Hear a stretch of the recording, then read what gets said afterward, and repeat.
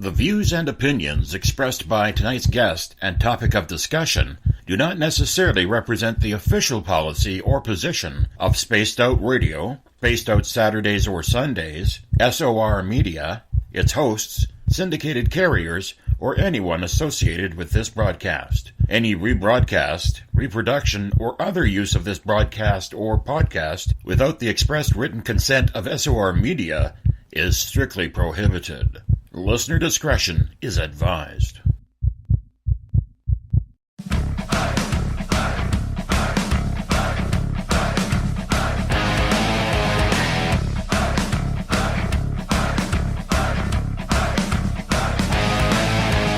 Are you experienced? Then come own the night with us.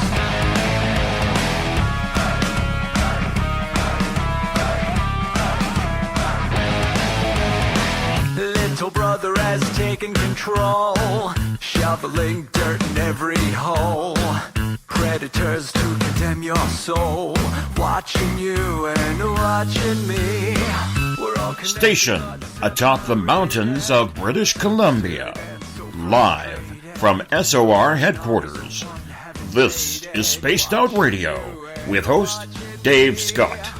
We live behind glass curtains and act like nothing's wrong. Soon you will belong.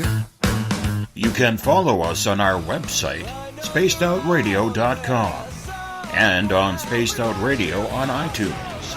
You can follow Dave on Twitter at Spaced Out Radio, and on Instagram at Dave Scott SOR, on Facebook at Spaced Out Radio Show, and on our YouTube channel, Spaced Out Radio. Brother wants to make headlines, be immortalized. Everyone's got an electric eye with the digital spies. They've watched you for so long. I know you're out there somewhere watching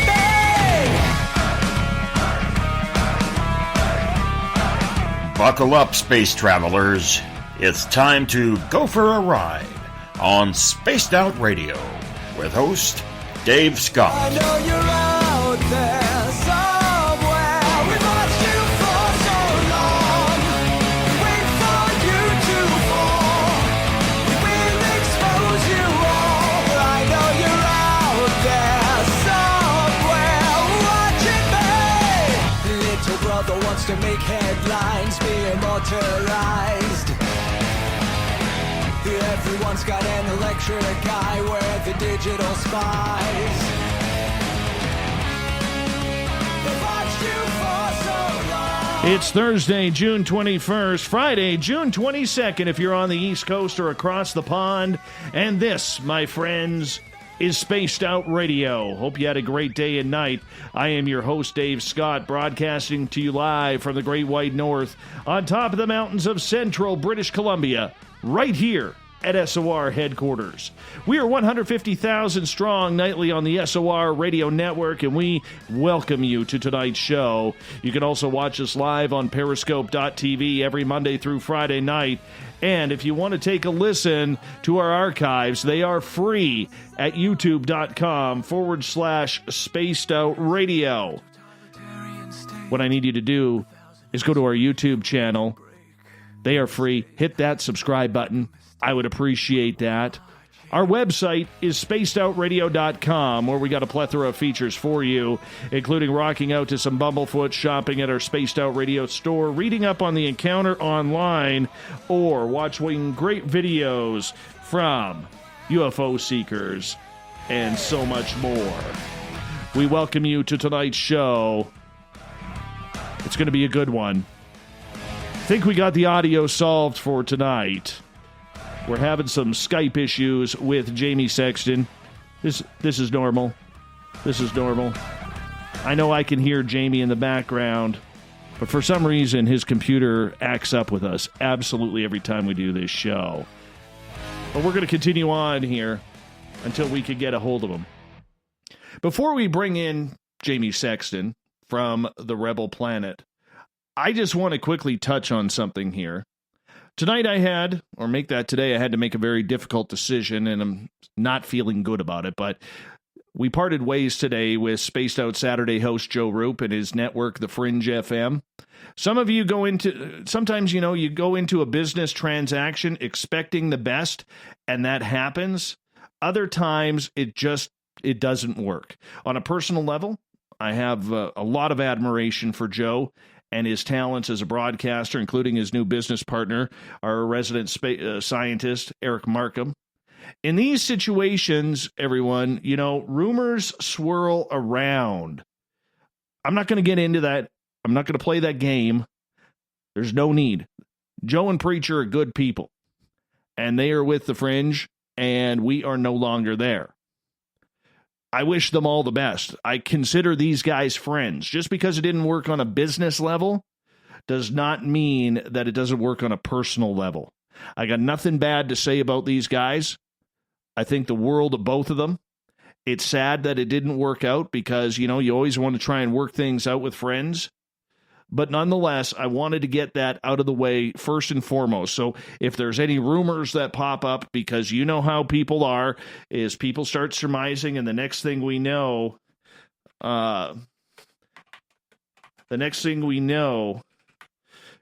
what's happening here is, those rumors start spreading around. They start moving around, and I don't want any part of that.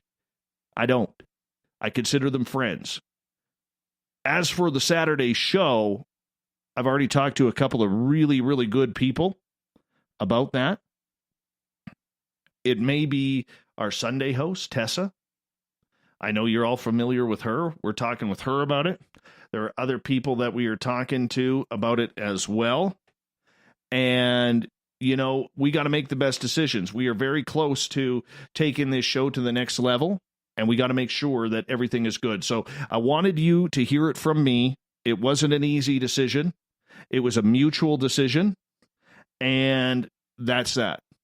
So don't listen to the rumors. Don't listen to the BS that's going to swirl around. If there is any, hopefully there's not. And you know me, I'm approachable. So if you have any issues, all you have to do is come and talk to me. I'll give you the answer. I think, Jamie, can you finally hear us? All right. You're sounding like you're in a wind tunnel, my friend, because Jamie Sexton is here. All right. And Jamie's from the Rebel Planet, joins us for his monthly feature where we take a dip into the realm of the alternative media. The news behind the news, as it were. The stories the mainstream media refuses to delve deeply into.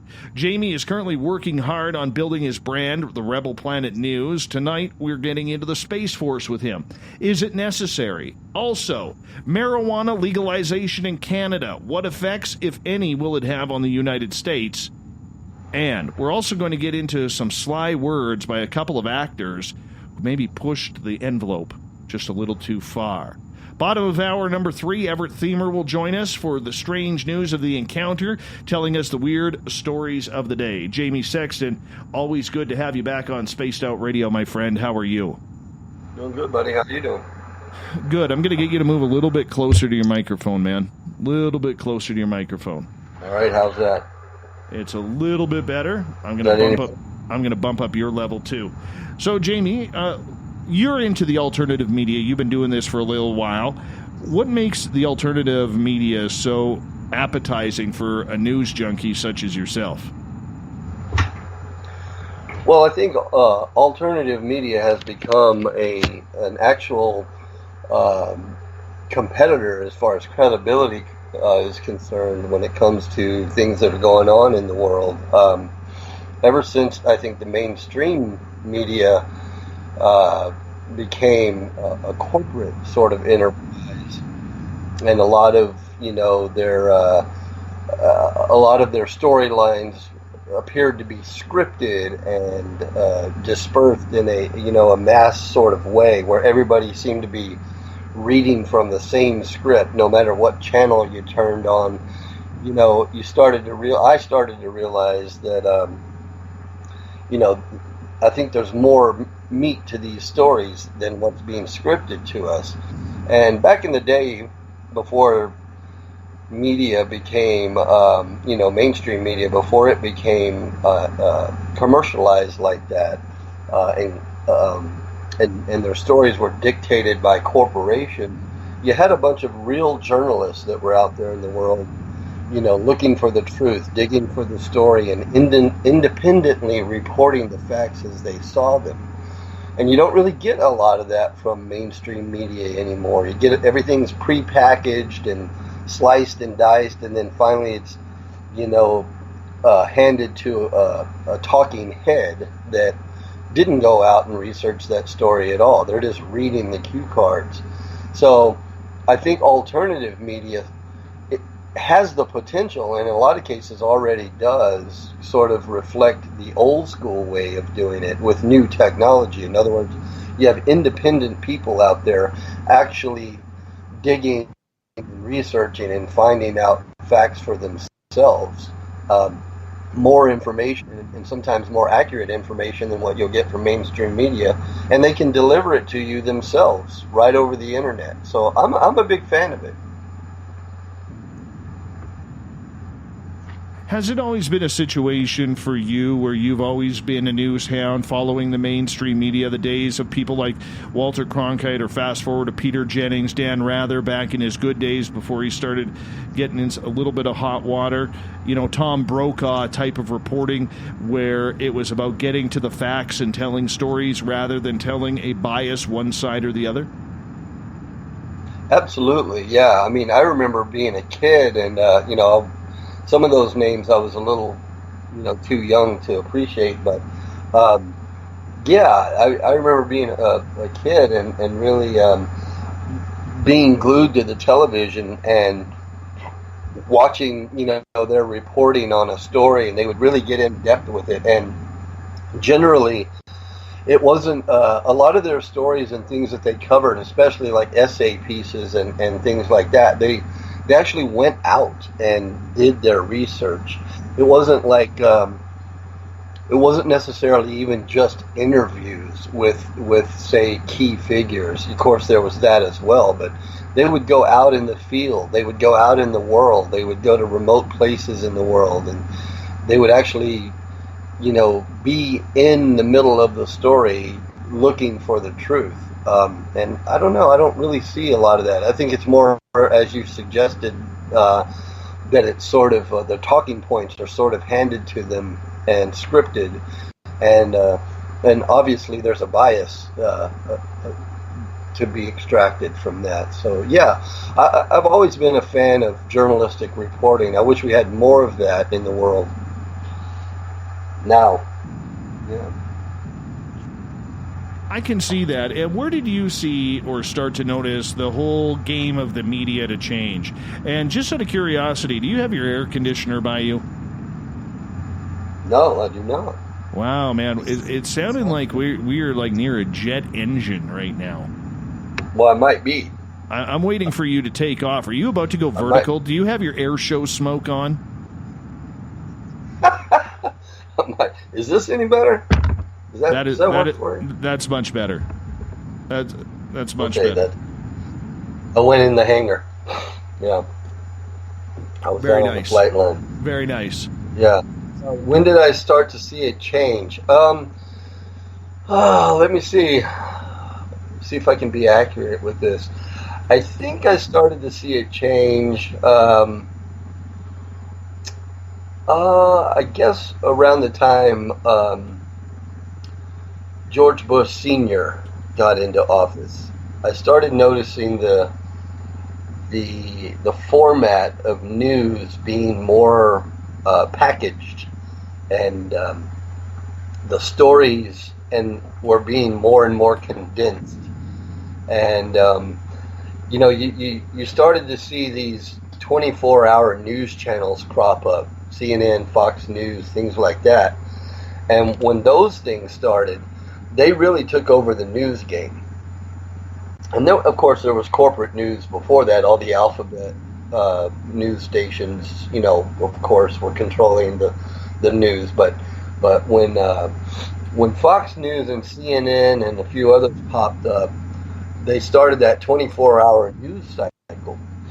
And at first that was really exciting because they were trying to fill in all those hours with different stories. And that may have been the model at first, but when the Gulf Wars, the original Gulf Wars under Bush 1 started happening, then of course you had 24-hour war news coverage. And I think during that time, what started happening is that instead of having, 20 or 30 stories that they would cover in a 24-hour news cycle, depending on the host and the show and the slot, they would just pass one or two major topics all the way around the clock. And you would still have different hosts and different time slots, but they would just, they would slice and dice. And then what happened is, instead of approaching the stories from a journalistic fashion, they started bringing in, they went to the panel format. So you would have the regular show host, and then they would invite a panel of guests on. Could be one guest, could be 12 guests. But they'd bring on these panels and just basically opine. So basically, and they still do that. That's what you have now. You basically have a round table of people just offering opinions about a particular news story, and they'll just hand that same story off from one show to the next show to the next show, and just wrench it dry for 24 hours, and then that same story will last for a week or two, and they'll just drain as much as they can out of it. And I don't really think that's news. I think that's that's opinion. And what they'll do is bring on the same panel of quote unquote experts, a political expert, a scientific expert, blah blah blah blah blah, and you can easily see that whatever station you're watching, or whatever brand you're watching, you can see that they offer a bias. And so, what you ended up with was basically a station that was a brand. It was a biased brand. Maybe it politically leans one way, politically leans the other way, and it just doesn't feel like news anymore. It feels like propaganda to me, and I'm not comfortable with that, to be honest with you. Mm-hmm. Mm-hmm. Where do you think journalism went wrong? I don't know that journalism went wrong, meaning, in other words, the journalists themselves. I think that's sort of a science. I don't know if it'd be more of a science or an art, somewhere in there, but I think that's not really taught anymore. I think formats are taught. I think it's, I don't know that we really encourage people to be journalists anymore, at least in the corporate end of the business. I think people, you hear people go to broadcasting school now, and they'll go to schools that teach them the format of how a studio works, time slots, how to read a teleprompter, how to speak properly, all the. Basically, they learn the studio environment. They don't. It's a completely different realm than journalism. Of course, there is still journalism out there, but I don't think that raw form of journalism really is encouraged anymore. And I think real journalists are struggling to find an avenue for the work that they want to do. The internet provides that. But you have to do it independently, and you have to build your own brand to do that. You can't, because in the corporate world with the big alphabet stations and these independent news stations and stuff, like I said, any work that a real journalist would do is going to be chopped and sliced and diced, but by the time it gets to the public, it's got a whole lot of producers to go through and a whole lot of executive editors, et cetera, et cetera. So when you get to that level of the game, where a journalist would really be wanting to make a career and get really paid really well for what they do, they find themselves having to sacrifice their integrity of journalism to make a paycheck, because they're beholden to the stations and the enterprises that they work for. But you find people who they'll do it independently and build their own brand or have their own blog, and they can sell products or advertising on their channels or on their website. So that's encouraging. But then of course you're as you have to get out there and drum up your own audience. You have to drum up your own following. So, and I think that in a lot of ways that's still gelling. I don't think necessarily that we have a whole lot of really rock solid models out there to follow. There are some strong entities out there in the alternative news market, but I don't think we necessarily have some really rock solid models that are independent at this time. Everett Thiemer from Space Out Radio's Encounter and I were talking the other day, Jamie, and he brought up a good point about blogging. There's a lot of people now who are blogging. They're blogging opinion, they're blogging stories, and this has been going on for the better part of a decade to 15 years, where it's become uberly popular. And the way I look at it, Jamie, is that we have a lot of people who are blogging or vlogging on YouTube and other video places, Facebook Live, even us right now on Periscope as we do this show.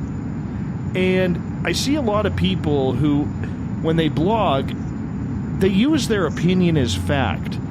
And so Everett brought up the good point. Has blogging become the new journalism? And do we have too many bloggers and vloggers counting themselves as true journalists, even though maybe they've never taken a journalism course or don't have a journalism degree? You cut out for one word of that. You asked, your first question was, is blogging the new what? Journalism. Oh, yeah, it is. Blogging is the new journalism, and it's accepted as such. And it's powerful as such. But you're right. Most blogging, the overwhelming majority of blogging, is opinion-based. But then again, most articles that you read in magazines for decades have been opinion-based. If you look in any of the major magazines, they're all opinion-based. They're op-ed. Even the mainstream news has become op-ed, as I was describing before. So, we always get around to this comparing, and I think your inclination, I don't want to presume too much, but when we talk about these things, I always get the sense that you maybe, your sense of it is reflective of what I get from a lot of people. They feel like the internet is too open, so therefore we take a lot of risk in the validity of what we may receive on the internet. In other words, it might be a wild west, an open frontier, and it is. That's a correct assessment. However, as I've alluded to many times when we've gotten to that point about information on the internet, I would rather have that and take that risk, and as I've described before, sort of train myself to be able to discern what's credible and what's not.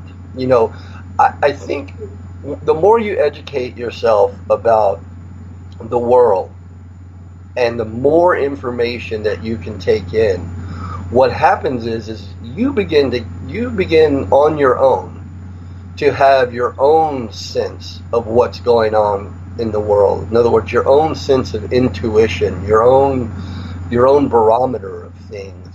And you don't rely so much on just the information that you get. In other words, this talking head or this blog or this, that, or the other thing said this, that, or the other thing.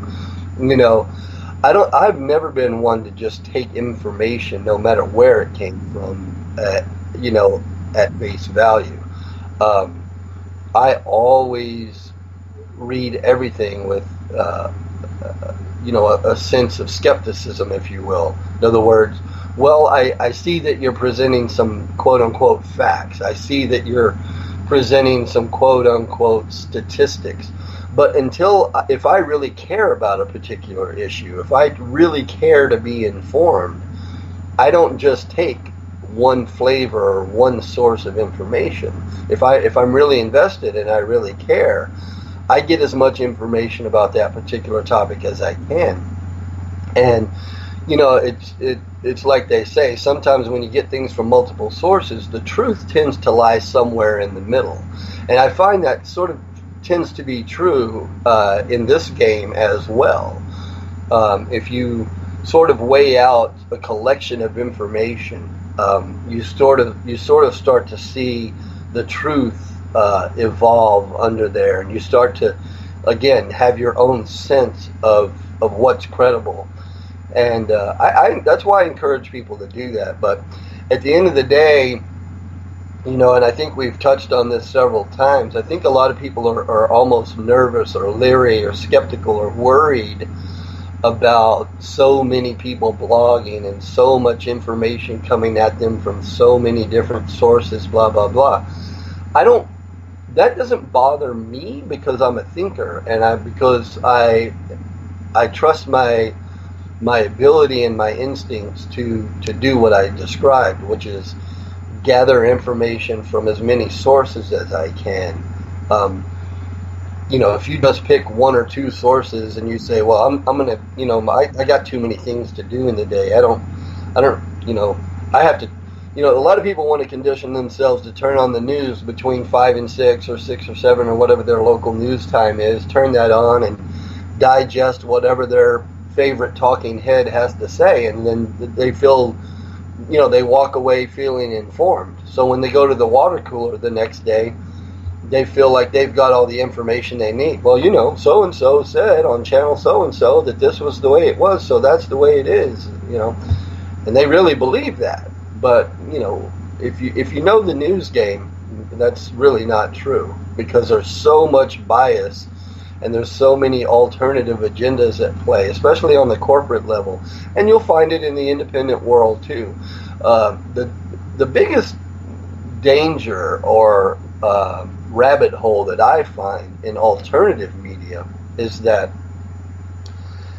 you have to be able to learn, you have to be able to spot the people that haven't researched it all. They're basically inventing theories as they go. And that's, that's when it gets really crazy, because somebody will just invent an idea or something that never has, not even relative to the facts whatsoever. And, we've had things like that on the internet that have evolved that have actually ended up being reported the next day or the same day, later the same day on real news. It's ironic that a lot of mainstream news actually sometimes gets their stories wrong because they're picking them up from some wild source on the internet or a blog or on Twitter or something. And so it is a little bit of a Wild West, I'll agree with you, but I'm not afraid of it. In fact, I encourage it. I think over time, individually and collectively, that will gel into a shape and into a reliable form. But right now, I think it needs to be allowed to breathe and develop and take shape, and I think we should encourage that. This leads to a question from Trip in the Spreaker chat room. Now, normally we don't go to questions in the first hour, but I think this one is very logical, and he is asking, Jamie, isn't journalism just research and written opinion on research? Well, at the end of the day, yeah, he's right. I mean, anytime any writer or any spokesperson, regurgitates information, whatever label you want to use, journalist or not, yeah, that's really what it is. The difference between a true journalist in the news business traditionally versus what we see now is that you have what's called field journalists or field researchers. So in the big news game, like with the big alphabet corporations, you turn on the news at a certain hour and you'll watch some guy that you're very familiar with, some name brand guy, with a name like Wolf or Stone or Shepherd or something like that. What's with that? Why can a male anchor not have a normal name these days? Exactly. You gotta have a cool name. Makes you sound like a Viking warrior or something. But anyway, you turn that on and you're used to that face, you're used to that personality, and then the news networks understand that the more familiar that you are with a consistent face every night, the more you'll trust them, because you sort of develop this inherent sort of relationship in a way. They become familiar to you. So, and they learned that from those old school models, like you mentioned names like Peter Jennings and Walter Cronkite. They learned from that people would trust the same personality piped into their homes every night. So the talking head becomes the talking head, but now the talking head is just basically a script writer. In other words, these big names are not actually spending their days out in the field, researching these stories. The people that are actually out there researching the stories are the guys that don't get paid as much. And, they'll bring the story in, and they'll bring it to the main desk, and then the main desk will shred it apart, and then they'll say, well, let's cut this out, let's put this in, let's cut these words out. Instead of using that word, let's use this word. And, all that ends up being a process by which they gear a particular story, unfortunately, a lot of times, either to suit a narrative or to suit a political bias or something like that. And they can do it with almost any kind of story. They can do it with a natural disaster. They can do it with a political story. They can do it with a war story. They can do it with all sorts of different things. And what they do is they feed their brand that way. And then, of course, at the end of the day, when it's all packaged up nicely in a little TV tray, they hand it to the talking head, and, the intro music plays. And then the next thing you know, it's being repeated on station after station, show after show after show. And it's a very homogenized process. So I don't think that that's real journalism. Real journalism to me is when somebody goes out in the field, really puts themselves in the middle of the story, sometimes in dangerous situations if need be, but whatever it takes to extract what they believe the truth of the story to be with as little bias as possible, and then delivers that directly to the people, through whatever vehicle it may be, a magazine article or a news broadcast or whatever it happens to be, without much filtering or editing from the people upstairs, if you will. So to me, that's a more honest, true form of journalism, and I just don't think that there's a difference there. I don't see that kind of raw journalism anymore. And that being said, at the age of 68, Pulitzer Prize winning columnist Charles Krauthammer died today. And, he's part of that old school journalism where you get stories, you get resources, you get sources to build your stories. And I mean, they just don't hand Pulitzers out just everybody. And the way the talking heads are making it look today, that basically we're not sure if that award is even going to be worth anything in, say, the next 10 to 15 years if the current trend of reporting continues. Yeah, I would agree with that. Yeah, and that's very sad about Krauthammer. I was a big fan of his. I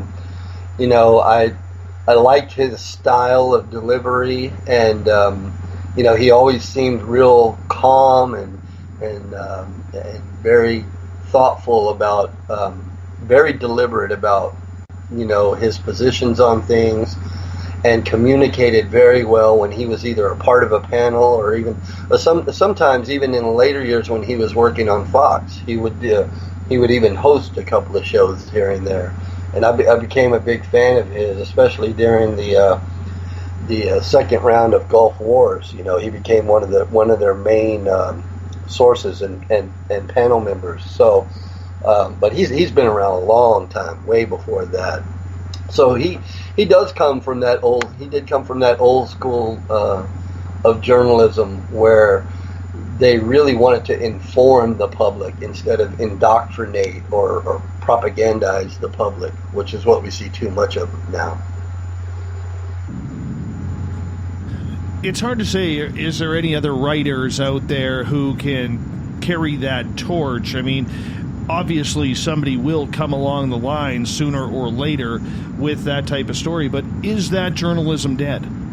Do you think we can get back to it, knowing the state that there are a lot of issues with the reputation of mainstream media these days? Well, you know, that question for me sort of personally would lead into how it ties into, say, the global manipulation of information. So my off-the-cuff answer would tend to be, it's going to be difficult to get back to that kind of journalistic process because information is controlled so heavily, you know, and especially in the mainstream media. Anything that's at a corporate level, you know, if you know the corporate structure and you know how that corporate pyramid of ownership works, you know, up the pyramid. I think anybody who's into alternative media and is familiar with things like that, they know what I'm talking about. So, you know, it's not very encouraging that the industry itself, especially on the commercial side of it, the mainstream, it's not very encouraging that there's a lot of room for someone to survive in that world if as an independent true journalist, you know, that there's not a lot of room for them because they don't do business that way. That's just not, you know, they're not just going to allow somebody to go out and beat the bush and, you know, show up an hour before showtime, slick their hair back and read the news. That's not going to happen. On the internet, you do have potential for that. But like I said, I don't think it hasn't really gelled to the point where, you know, people are able to trust it so much. I mean, there are certain sources, you know, where you can do that. But like I said, I think it's still in the process of gelling, to be honest with you. I think what's going to have to happen is some years are going to have to go by, and we're going to have to learn how to do that. We're going to have to learn how to build brands, trustworthy brands on the internet that don't end up being manipulated like the mainstream ones do, and people are going to have to win over that trust, you know, like the talking heads on the mainstream media does. So I think it's going to be a little bit of a process, and as long as the internet's been around so far, I still don't think we necessarily have a real good model of that. I mean, we've got sources. Everybody's got their favorite sources, and I won't name names here because then we'd get into political bias, and I don't think that's good, productive for this type of talk. But you know, everybody's got their sources. Everybody's got their alternative media sources. But I'll tell you the danger in that. You know, if you're an independent journalist and you have the means to survive being that, and you want to go out and build your own brand and use the internet, which is a very powerful tool. It's almost like having your own TV station, as you know. So if you wanted to build your own brand and go out there in the world and deliver real stories that you feel are relevant to people and bring that to them, directly to them over the internet, I encourage that 100%. Unfortunately, the vehicles that we have to do that job, like YouTube and social media and things like that, unfortunately, those vehicles, those tools, are also controlled by corporations, and they can dictate and edit and filter and everything else. So unfortunately, independent journalists who are using the internet to deliver their message they're also being affected by that corporate process that way. So that's unfortunate. You brought up a very interesting point, Jamie, in regards to sources. And in the paranormal, supernatural realm, especially when it comes to the ET, UFO disclosure crowd, everybody wants names. Tell me names. Don't tell me sources. Tell me names. Who's telling this? Who is saying that? Who is reporting on this? Who's giving you that information? So that way we can find out, or I can make an informed opinion on my own on whether or not you're full of garbage. Yet, Right. on a reporter's side of things, we can't give up sources. It's too important because that person may be feeding us the information to get it out. How do you get the public to trust the source without having to name them on a personal level? Because a lot of people could lose their jobs, their careers, their families. It could cost them their life. Absolutely. Well, just before we went on air tonight, you and I were having a conversation about something I'm working on, and of course, you and I are friendly, so I could share a source with you regarding what we were talking about. But if we were to talk about that tonight, and we shouldn't, but if we were to bring that up, obviously I couldn't share that online. So that's one example that that you and I know very well. That's how it works. In other words, I could develop a story based on something that I know to be a true source. It's it's not made up out of thin air, but the public wouldn't know. They wouldn't know my source, so they wouldn't necessarily know how much credibility to lend me, and by proxy lend my source. So I think that's I don't know. I guess that's just one of those inherent sort of traits of journalism, no matter what kind of journalism we're talking about. I think that sometimes protecting sources and keeping them anonymous is very important, and sometimes even crucial, not only to the story, but as you suggest, sometimes the stakes are pretty high. People's freedoms, people's lives, all kinds of things, especially when you're talking about important stories.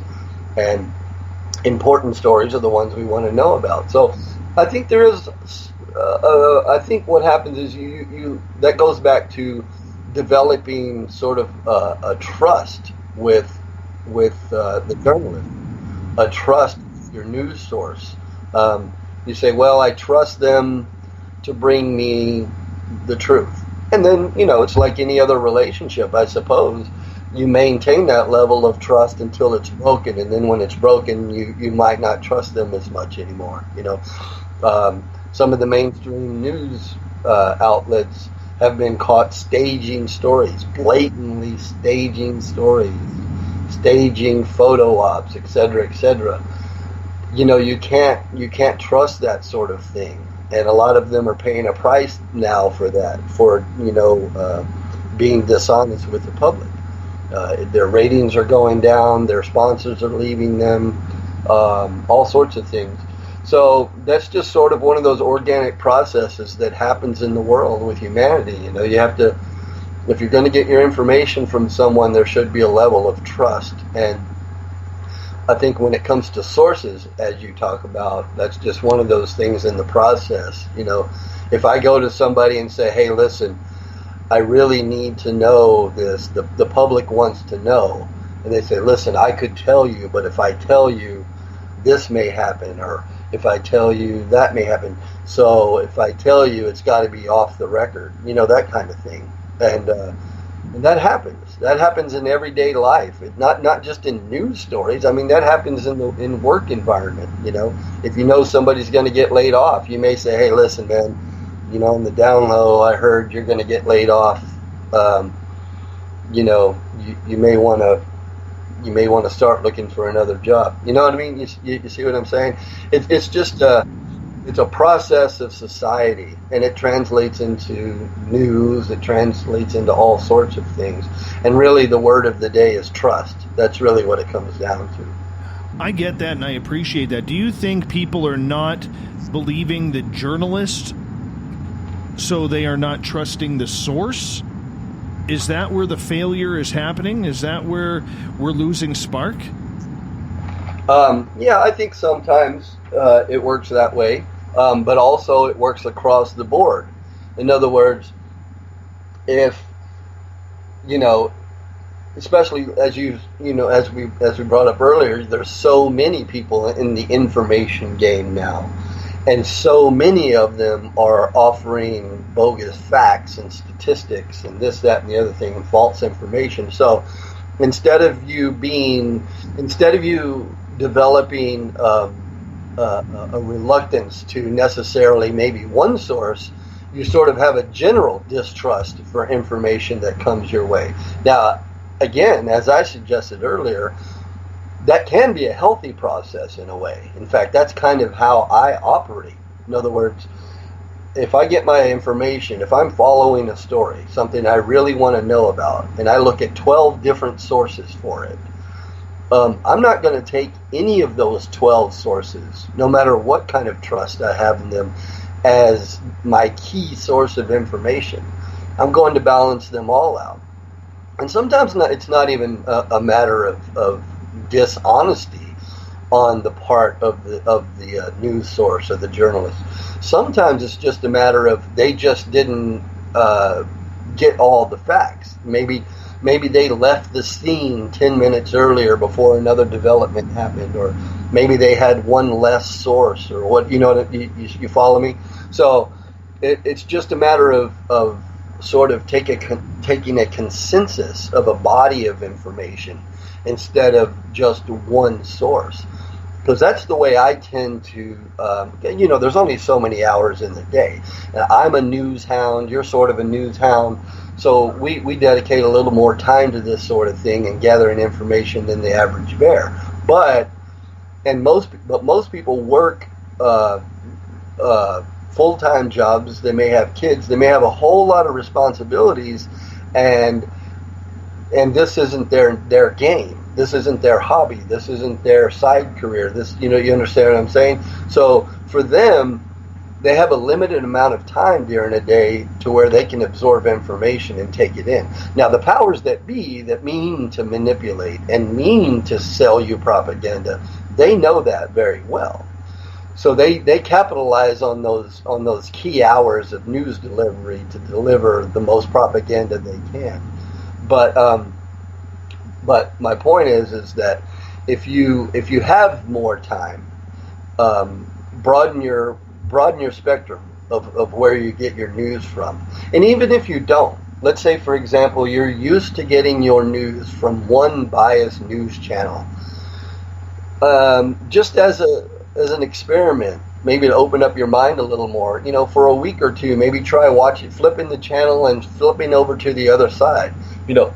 At first it might taste like poison to you, but I think it'll do you good, to be honest with you.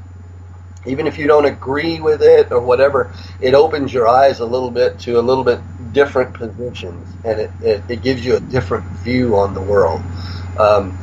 But in any case, at the very least, it might open your eyes, and you might be able to see that there's a bias. You might really start to see the contrast of the bias between one brand versus another brand. So there's a lot going out there in the information game, both online, and the alternative spectrum, as well as the mainstream spectrum. It's very difficult, and I know we've talked about this in many different ways on different shows. It's difficult to sort out what's credible and what's not, and I don't expect that to necessarily change anytime soon. And I really don't think there's any hard and fast ways to expedite that process. I think it's just a matter of training yourself to learn how to watch news better and discern for yourself, develop your own instinct, develop your own barometer, And I think that's, as individuals and collectively, I think that's the smartest thing we can do when it comes to news stories. I'm killing myself laughing here right now because I have to confirm this. In our chat room right now on Spreaker, they are talking about this guy in is it California, where the police are literally chasing this guy that they are calling the Gnome? Oh my goodness. Oh my gosh. Well, at least he's in California. This is hilarious. Is this a real story, Dave? Yes, apparently so. I hope they're not teasing me. I hope they're not teasing me because this is a hilarious story right now. Somebody pop a link in the chat room because I want to share this around and I want to get on this story. So if this story is true, I need to have a fake news. It's got to be fake news. I think they're toying with us right now. I hope not. I hope not. Hold on. I'm Googling. I'm Googling because I'm Googling this right now to see. Yeah. Wait, hold on. No gnome chases. If they're pulling our leg here. Yeah, of course they are. Hold on. Apparently it's in Grass Valley, California. Of course it is. Where else would a gnome be? I don't know. I really don't know. Grass Valley, of course. Okay, there is a police pursuit going on, so I'm just going to mute the channel here so I don't hear it. I hope this is live. No, that's not live. That's not live. Come on. Somebody put a link in. This is way too interesting here. Way too interesting. All right. Gail is asking, when a major story breaks, Jamie, how do you see the corporations influencing the news? The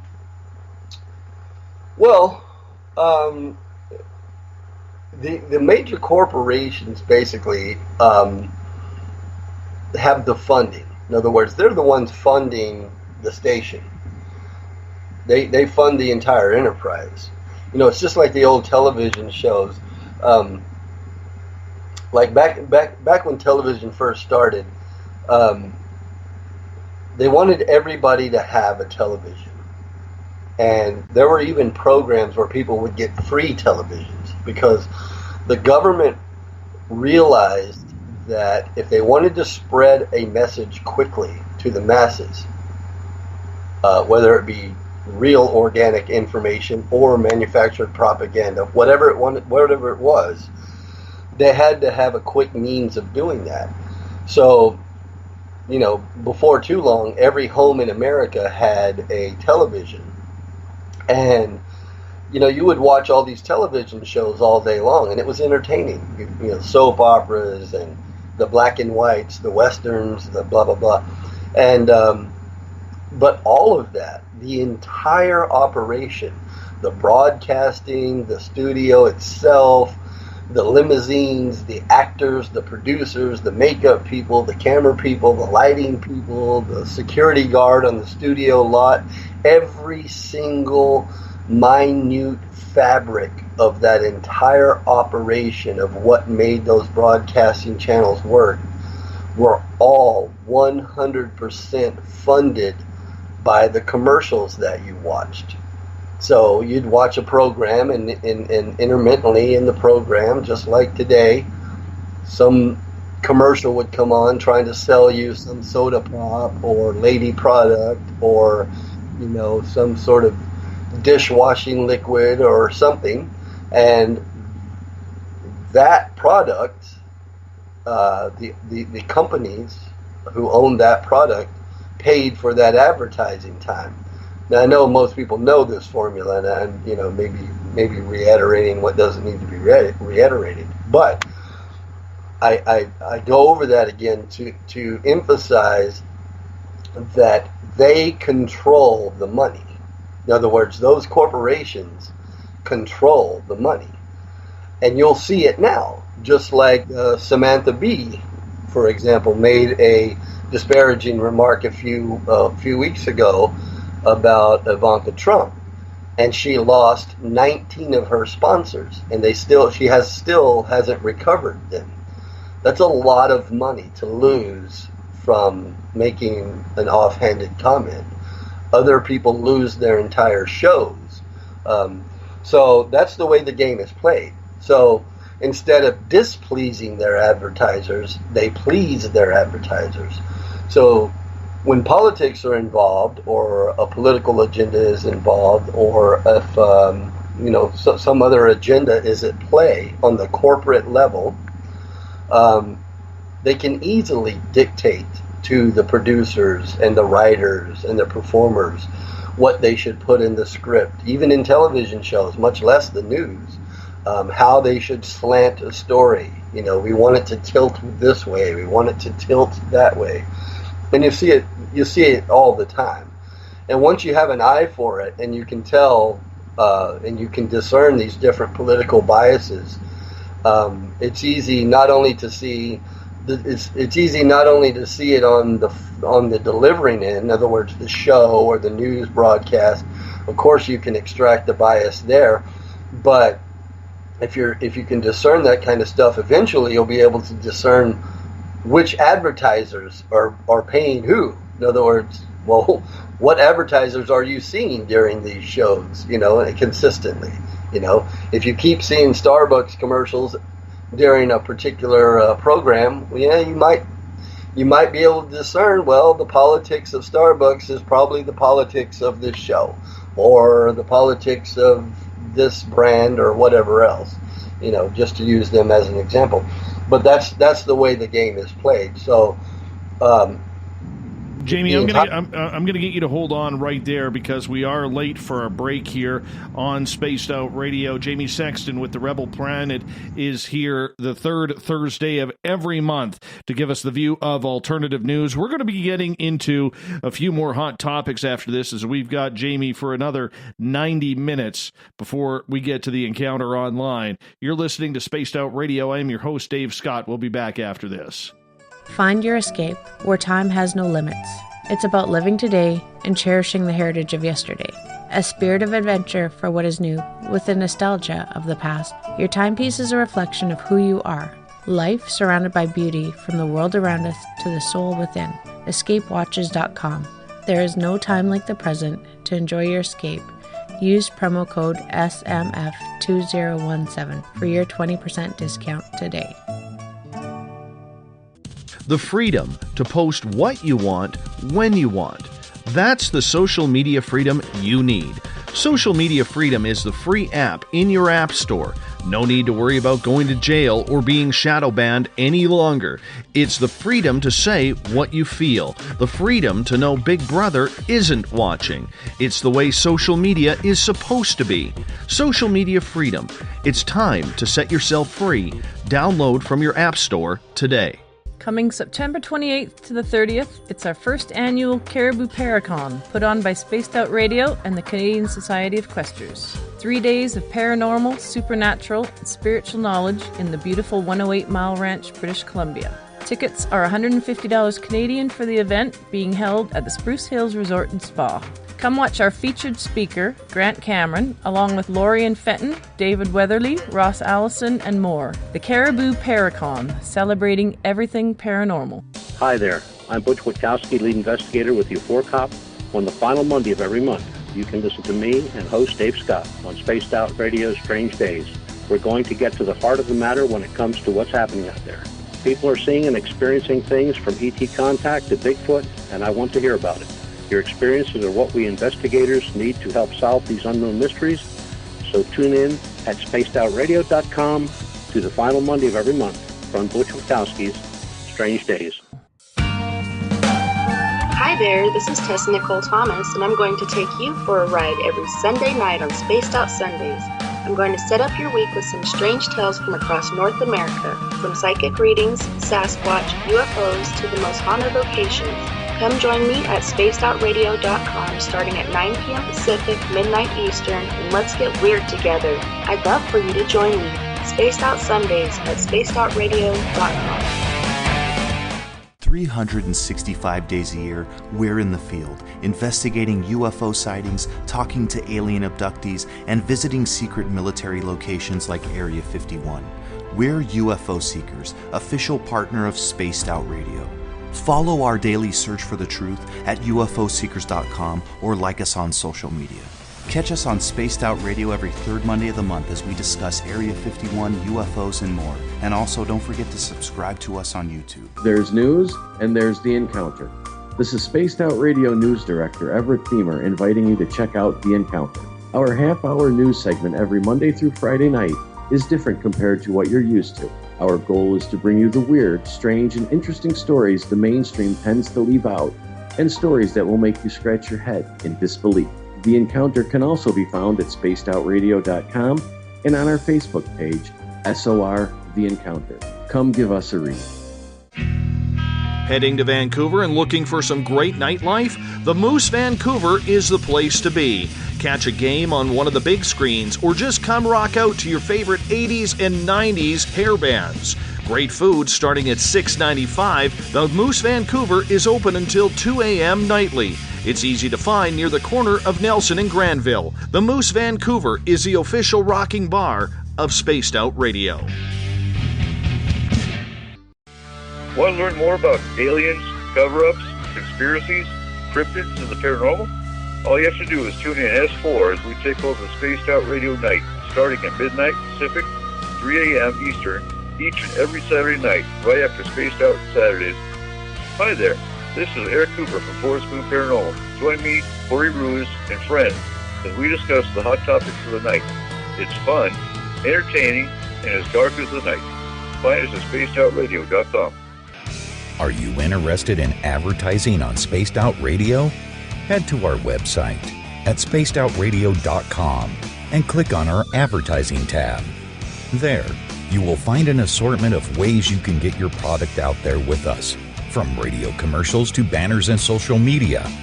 Have a product you like our hosts to endorse? We can do that too. Visit spacedoutradio.com for more details. Do you want to know what's really going on in your world? Do you have questions about who you can trust in the mainstream media? Then look no further than the Rebel Planet. Come get the straight answers right here at spacedoutradio.com. Join me, Jamie Sexton, creator of Rebel Planet News, as I fill you in on the stories behind the stories. All you truth seekers, be sure to tune in to Rebel Planet on spacedoutradio.com the third Thursday of every month. Visit purpleplates.com today. For over 40 years, the Purple Energy Plates have been delivering amazing results for their many customers. Inspired by the great genius Nikola Tesla, the harmony, healing, and energetic effects of the plates have proven over and over to be beneficial and often miraculous to thousands of customers. Check their site for daily specials and choose from their many energy products. You won't be sorry. Visit them today at purpleplates.com. So, you love talk radio? Then you'll love TalkStreamLive.com. TalkStream Live is always on, 24/7 with the best streaming talk shows. Find your favorite talkers and discover some new ones. It's free, readily available online or on mobile with any smartphone or tablet. Finding your favorite talk shows all in one place has gotten a whole lot easier. Just go to TalkStreamLive.com. Be sure to download the free apps from Google Play or the iTunes App Store. The views and opinions expressed by tonight's guest and topic of discussion do not necessarily represent the official policy or position of Spaced Out Radio, Spaced Out Weekend, Spaced Out Radio Limited, its hosts, syndicated carriers, or anyone associated with this broadcast. Would you like to connect with us? Head to spacedoutradio.com for all your latest show info. And hit us up on Twitter using the hashtag Spaced Out Radio. Now, back to Dave Scott and SOR. Welcome back to hour number 2 of Spaced Out Radio. Tonight, I am your host, Dave Scott. Great to have you with us. Tomorrow night on the program, Brandy Wells and Danger T come in to talk intuition and their paranormal stories. We get going at 9 p.m. Pacific, midnight Eastern time at spacedoutradio.com. We welcome back everyone listening in on the SOR Radio Network. Don't forget, you can also check out our archives for free at our YouTube channel, Spaced Out Radio. Do me a favor, hit that subscribe button. I would greatly appreciate it. Bill Cardwell has set the password for tonight in the SOR Space Travelers Club. Scatterlophisticate. Scatterlophisticate is your password. Make sure you use it wisely, Space Travelers, as Bill sets the password each and every night right here on the mighty SOR. Now, we have a website, spacedoutradio.com, where you have a plethora of features to figure on out. You can rock out to some Bumblefoot shop at our Spaced Out Radio store, read up on the encounter online, or watch great videos from UFO seekers and so much more. Now, the third Thursday of the month, we have Jamie Sexton come in from the Rebel Planet. Jamie is an alternative media guru when it comes to all things and the stories behind the stories. Jamie, thank you so much for being with us, my friend. I'm going to get you to move a little bit closer because we got that wind tunnel happening again. Check 1, 2. Beautiful. There we go. There we go. Thank you so much. I got a few questions from our audience for you, if you don't mind, as we always like to get our audience questions in. So if you're in one of the chat rooms, do me a favor. Just type your question in capital letters. PJ on Periscope is asking, Jamie, how do you trust news that more often than not has unnamed sources and info that seems unverifiable? Well, again, I think like we talked about in the last hour, that really just comes down to developing a level of trust from the news source that you're watching. As far as the third-party source, their sources, as we talked about, sometimes those sources have to be protected. So you have to rely on the journalist or the news source to make that call. And again, it's sort of a balancing act, and it's never a perfect science, but you have to learn to trust a source. In time, you can develop that level of trust from a particular source, and feel pretty certain that they've done their homework on their end and vetted the sources on their end. Sometimes that's the only way. In fact, a lot of times, anonymous sources are the only way that you're going to get a story, especially because there's a lot buried in the world that we aren't just openly privy to. Unfortunately, that's just the nature of the game. So.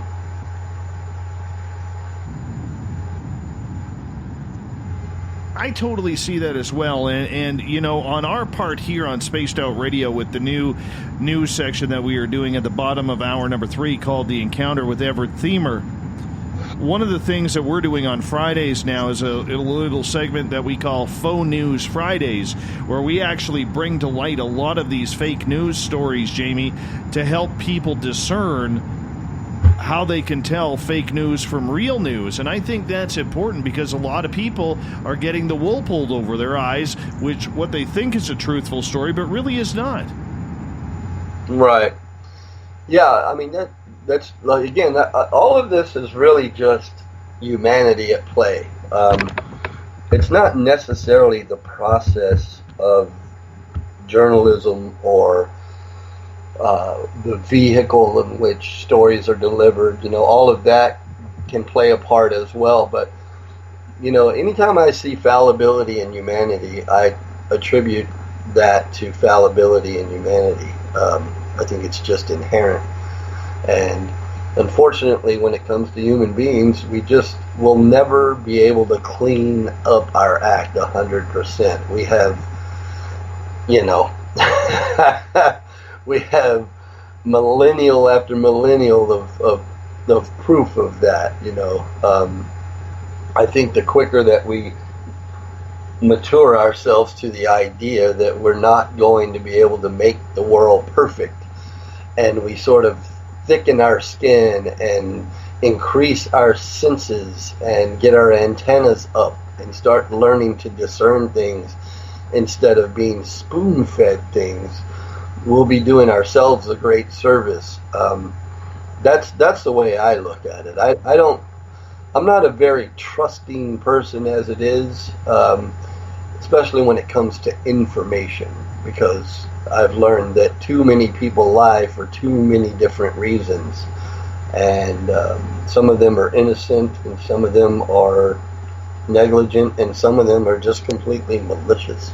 So I would encourage people to, as I suggested earlier, just develop your own sense of absorbing information. And instead of, what I see a lot online, I see a lot of people, and they're not journalists, they're just average, everyday people.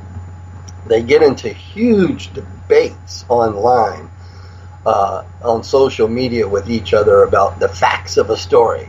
You got your facts wrong, man. No, you got your facts wrong, man. And they'll start sending each other links and this, that, and the other thing. And I think, man, I get it, because it's an emotional game and people get emotionally affected. And so that's what's really driving a lot of that. But if they would just calm down and extract themselves from that emotional process, if they're at the end of the day, as an individual, if they're really concerned about the truth,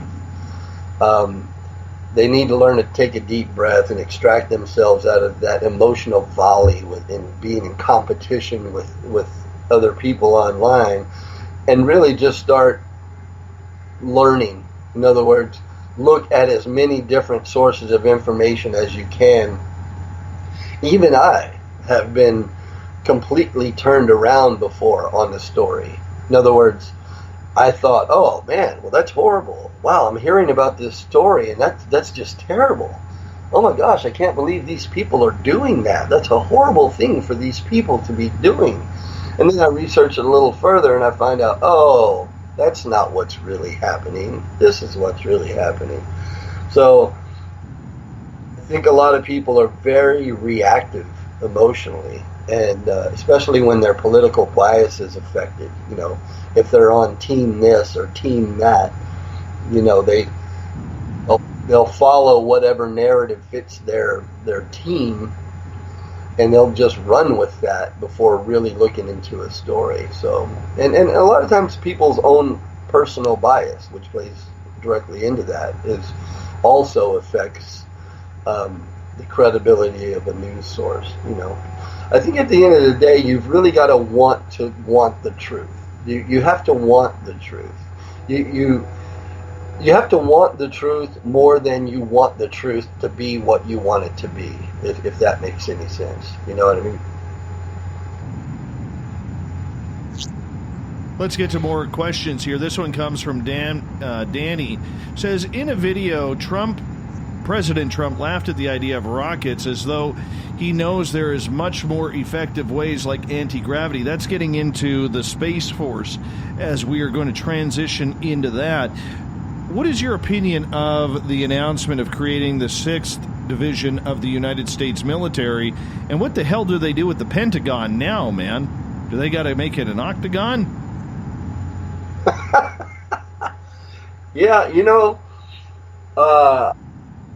the more I've looked into this over the past few days, and of course this is probably a lot of this topic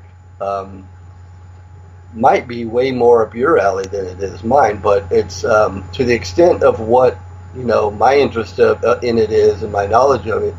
Over the past few days, I've kind of gotten the sense that, and you've suggested this to me off the record before, and I tend to agree with it, that there's probably already a Space Force. There's probably, I think as this thing, whatever it's supposed to be, whatever further announcements of its development are in the coming months, years, whatever, I think that you will see rapid developments and things will be willed out that you're like, well, how did they do that so fast? And the answer will be, well, they didn't. We've been working on it for 20 or 30 years, but it's time to roll it out. You know what I mean? I think that my feeling is that we've had vast space programs for one reason or another already in development. So that's my sense of the information so far. As far as the specifics of what a space force is supposed to be, of course, we haven't really gotten any official details at all from the White House or anyone else. The most official statement that I've heard on it was from the head of the Pentagon, and she came out and said, we understand the president's directive, and we will be working closely with all.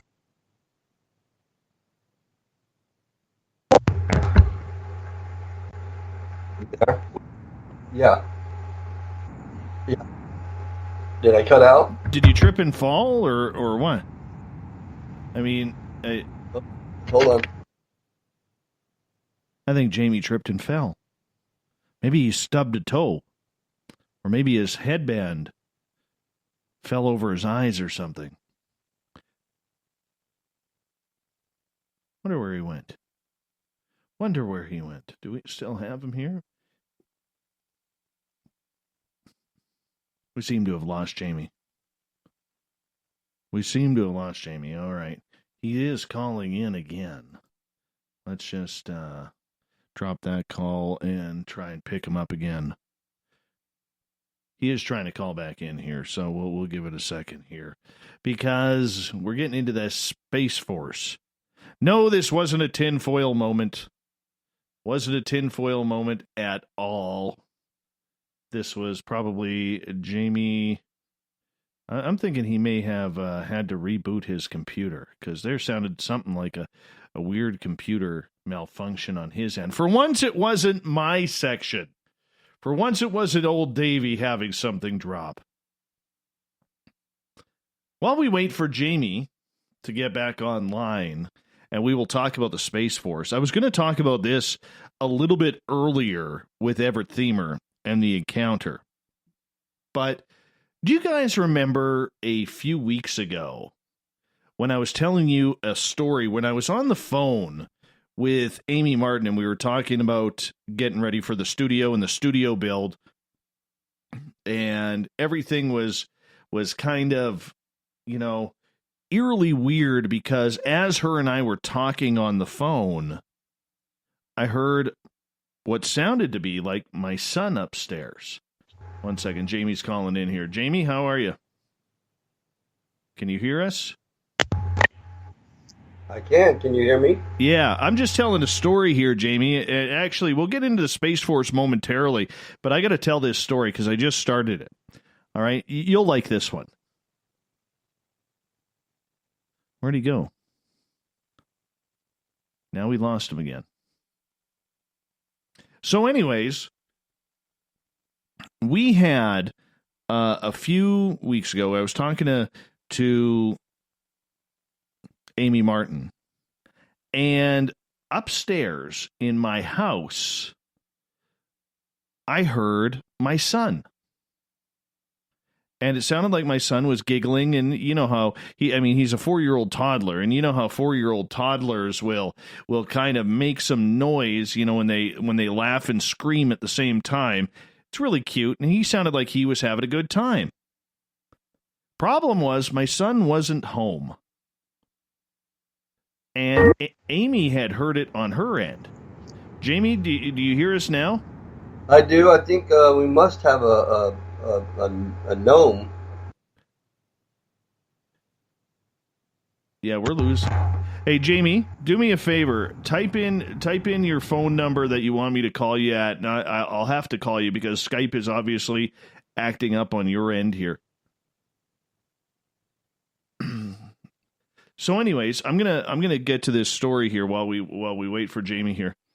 And what happened was, Amy and I had heard what sounded like my son. She actually heard it through the phone, and through the phone, it actually sounded like it was drowning me out. My son was at preschool, which is about 10 minutes out of town, or 10 minutes from our home in town. So my son wasn't there in my house. So how that ties into today is I was on the phone about an hour and a half before showtime.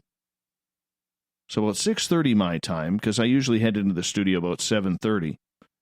All right, so about 6:30 my time. I'm on the phone with Everett Thiemer, and all of a sudden I hear on my door. And so I get up. I think it's my little guy coming to the door to tell me that it's time to have dinner. I open the door, and there's no one there. So I said to Everett on the phone, I said, "Did you hear that?" And he goes, "What?" I said, "The knocking at the door." He goes, "Yeah, it sounded like little fists knocking on the wood." I said, "Everett, there's no one around." I said, "My son is upstairs." And so I start looking around outside the studio, which connects to our laundry room, which connects to our storage area. And I'm thinking maybe he's hiding on me, and he's not there. So I have Everett on my phone. I got him on speakerphone. And I literally walk up, and I see my son. I'm like, where's the boy? And they're like, "Well, he's right here." And I'm like, "Was he downstairs?" And they're like, No, he wasn't. And I'm like, "Well, there was just something knocking at the studio door." And I said, "I thought it was him coming to get me for dinner." So there's my weird paranormal story for the day. That's my weird paranormal story for the day. I don't know how you feel about that, but it kind of gave me a little bit of the heebie-jeebies. Let me know what you think. Ever had any small kids knocking at your door that weren't there? We're going to try a phone connection with Jamie Sexton now.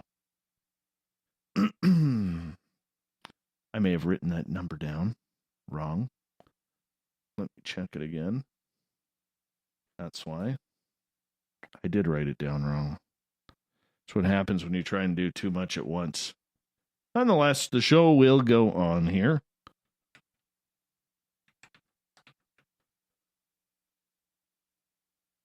We're going to be ringing here in a second here, guys. See how many rings we can get. What the Sam heck?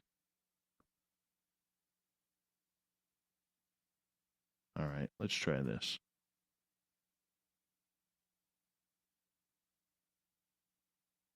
I don't know what the heck is happening with Skype here. I really don't. But Skype is not picking up. Maybe it's on my end. I don't know. I really don't know. Maybe it's on my end. Hey, we got you. I hear you. Can you hear us?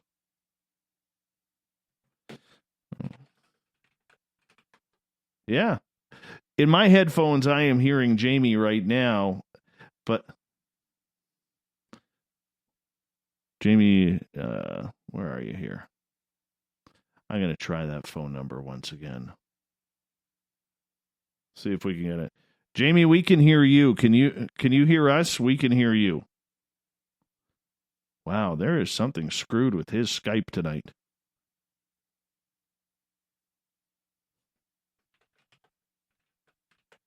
Oh, well. No, it is Skype. It is completely Skype on his end. This always seems to happen with his computer. Hey, there you are. Where'd you go?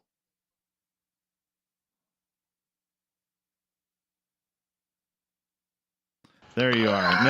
Now our public will be able to hear you. Now our public will be able to hear you. Can you hear me? Yeah, I'm going to get you to turn your volume down on me because it is coming through a little bit too loud there. All right, I had to change device. I don't know.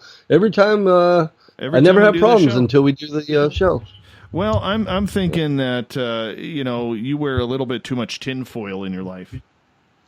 Is that what it is? Could very well be. Yeah. But it did give me take some of that off.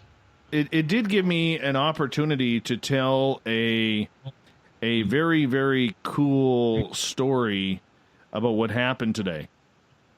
Where I'll quickly fill you in. The audience already knows, so I'll quickly fill you in so you're not caught off guard. So I'm talking to Everett Thiemer from our Encounter Online news section. Yes. And all of a sudden it sounds like my son is knocking at the studio door. So I go open the door thinking that he's probably been sent down to tell me it's dinner time. Or he wants crackers. Or he wants crackers. And you know what? There is no boy there. So I wander upstairs and I said, "Where's the boy?" And he's down on the floor near the kitchen in the living room playing with his Hot Wheels. I said, when was the last time he was downstairs? They're like, I don't know, like 10 minutes ago, 15 minutes ago, whenever. I said, no, like 90 seconds ago. They're like, no, he was playing right here. So I think I have a ghost kid in my house now. Well, wouldn't that be a gnome? No! God, what if it was? Why did you have to go and say that? I'm thinking it was a gnome. Oh. You. That is just shame on you. Absolutely shame on you. Yeah. You know? I don't know where we left off. I don't know either. I don't know. I got you worried about that gnome. I know. I'm going to get you to stop fidgeting with your guitar for a second. The Space Force. Let's get into the Space Force, my friend. Are you signing up? I'll tell you what. I will sign up if they want. Yeah, as long as I can take a companion or two, of my picking, I'll go on any mission they want. Really. Really? So, you would trust that? Yeah. I've seen enough here on Earth. Why not? What have I got to lose? Do you think it's a good idea to take that? It's going to cost hundreds of millions of dollars to set this up, and let's face it, another 5 billions. 10 years, 5 to 10 years to set it up? You don't even have a spacecraft to get up into space if you don't believe in the secret space program. How the hell are you going to do it? Right. Oh, well, I think now I remember where we left off. Yeah, I think we are. I think you'll see rapid development. In fact, super rapid development, because I think it's already being developed. I think that a lot of things have been going on behind the scenes, and they're just rolling out the carpet now to say, well, we're going to make this official. Anytime they roll something out, they've been working on it already forever. So I think this will be the same. I think we'll start to see things in rapid development. I don't understand what it's supposed to be yet, though. Like I said right before I got lost there, the most official announcement that we have, of course, aside from President Trump announcing it, was a spokesman from the Pentagon saying, "We understand the president's directive, and we will be working with all branches of the military to develop this Space Force." But they still don't say what it's for? You know, is it to shoot down asteroids? Is it for defense against potential enemies on the planet? Is it for dinosaurs? We don't know what it's for. We don't know what it means. I would tend to think if you're going to make such a monumental announcement, then in short order, we'll probably get a rollout of what this thing is supposed to be. Otherwise, it's sort of really bizarre. I mean, it's bizarre as it is, but it will become extremely bizarre if they don't start explaining what this force is supposed to be. Because right now, as far as I understand it, the United States Air Force is actually in charge of whatever space force we have. And then, of course, you had NASA as sort of almost an independent entity. And they haven't been doing much lately. But the Air Force was overseeing as far as I've always understood it, the Air Force basically was in charge of whatever space elements that the government was involved with would be, especially when it comes to the defense aspect of it. But you got to remember, the announcement wasn't a space program. The announcement was a space force, meaning a branch of the military. It wasn't announced as a program like a NASA or something that Elon Musk is working on. It was announced as a branch of the military, meaning and had the name force in it. So I'm not entirely sure what that's supposed to mean, what implications there are there.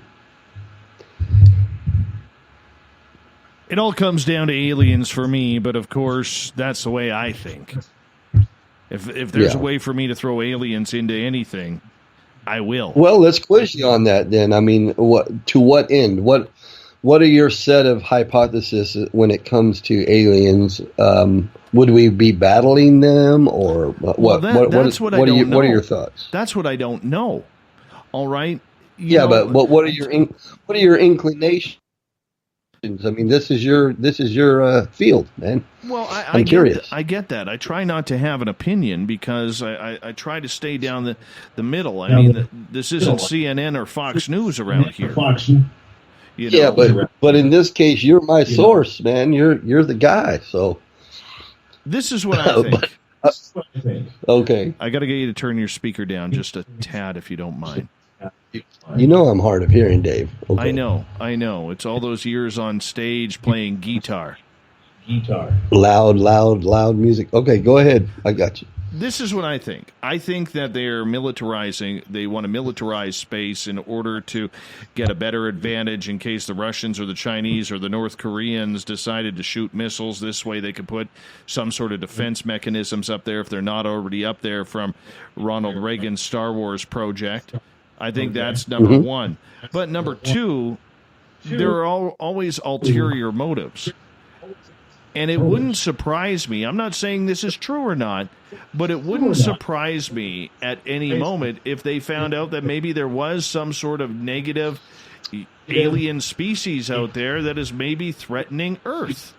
And if that is the case, then we have a real big snafu. Yeah. So, yeah. Well, the first one is extremely plausible. Personally, I wouldn't endorse such a program unless there's truly a threat from these other superpowers to the West. You know, if China and Russia were really a threat that required a space force to combat that, then I guess that makes sense. I would hope that we're trying to get away from threatening each other that way, as opposed to moving towards more ordnance to destroy each other. But you're right; it has been talked about even since the days of Ronald Reagan with the Star Wars program, and nothing ever seemingly became of that. But yeah. I think that would be the most plausible go-to in most people's thinking, I would believe. But beyond that, yeah, I guess it would be anybody's guess. I guess you could get as fantastic or as speculative as you wanted to, because what else is a Space Force for? I read a whole lot of things today that suggested that maybe it was to destroy asteroids, or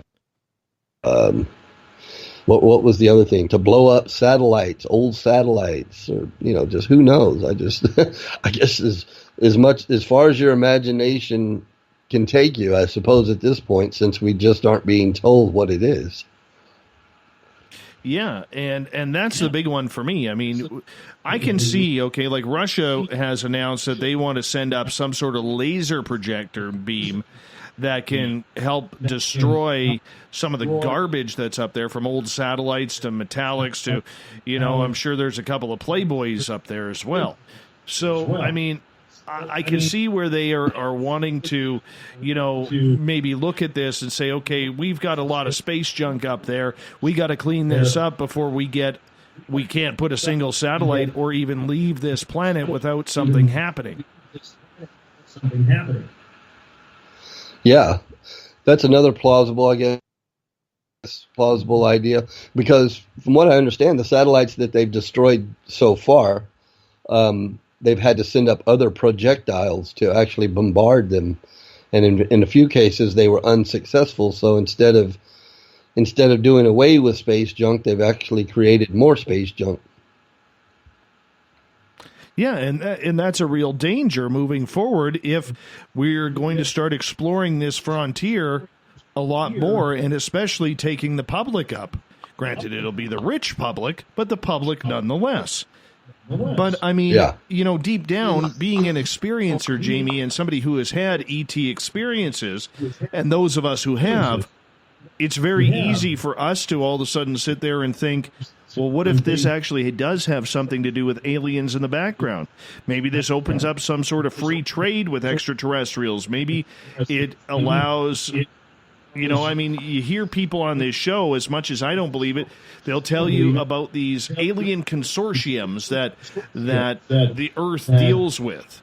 And it's a little bit too much woo for me, but when we hear about this, we sit there and we think, right, okay. Well, even someone like me who hasn't necessarily had any direct experiences to sort of solidify any of those thoughts, I have an open mind, and personally, I've always been open to the mathematical possibility of life on other planets, possibly visiting Earth. So, although I'm not necessarily as far down the road with that sort of thing as you are, I'm open to the possibility or the probability of it, because fundamentally, there's no reason, in my opinion, there's no reason why it couldn't exist. We're an organic universe, and mathematically it just makes sense that there's more than likely intelligent life elsewhere, and probably much more advanced than us. So I've always been open to it. In fact, in a sense of being in wondrous thought, I'm actually always been excited about the prospect of it.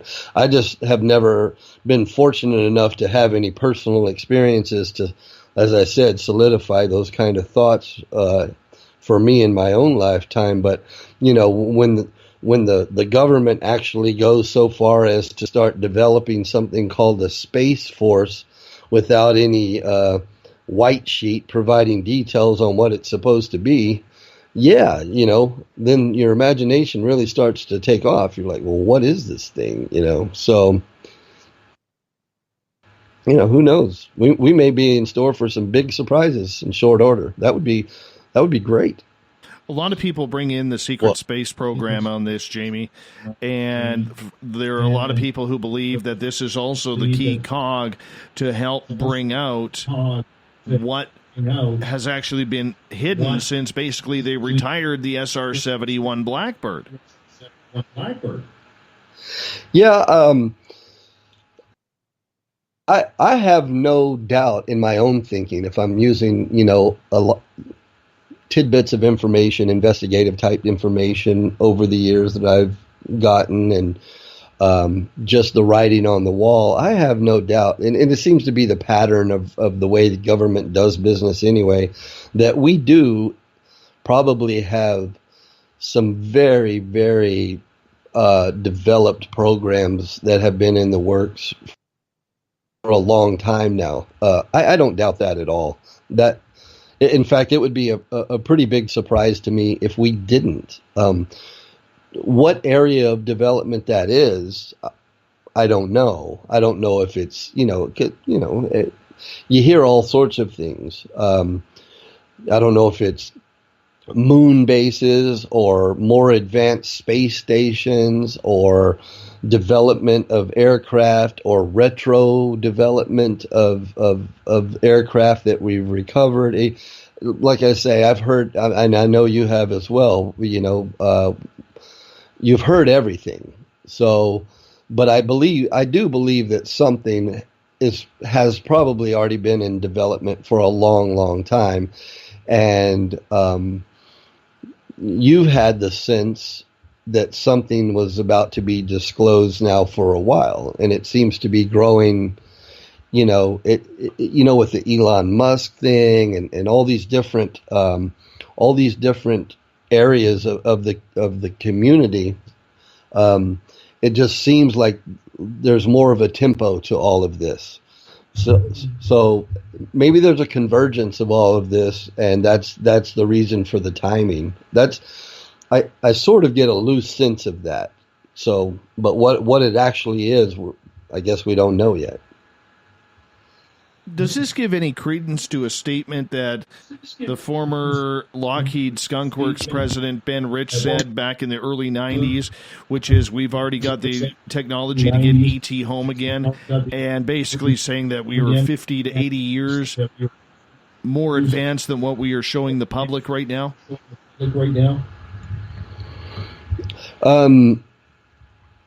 Well, sure. I mean, we won't know how much credence that actually lends to that statement until we see what the program is. But hypothetically, that wouldn't surprise me at all. People always like to put the curve of what's hidden from us 20 to 50 years ahead of what the public generally knows as far as technology and secrets and those things. I tend to think that it's a lot further out, meaning I think the government has technology that's generally at least 80 to 100 years, if not much more ahead. I don't know. I'm one of those that believes that a lot of what we see in technology, even in devices that we use around the home, the exponential growth of that part of our life is sometimes just mind-boggling. And it just doesn't sort of add up to me, the leaps and bounds that we make. I think my thought kind of has always been that we're sort of spoon-fed as much as we can mentally digest at a time. You know what I mean? I think because, geez, if we were to just go back 100 years, Dave, we didn't have telephones. Most people didn't have electricity in their homes, a little further back than that, and people were on horse and buggy, there weren't even cars. So in the past 150 years, we go from being in the dark and walking on foot and horseback to Snapchatting everybody and, going to the moon and electronic cars.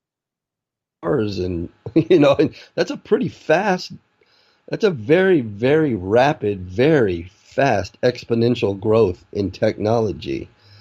And I tend to think my instinct is that didn't just organically grow that quickly.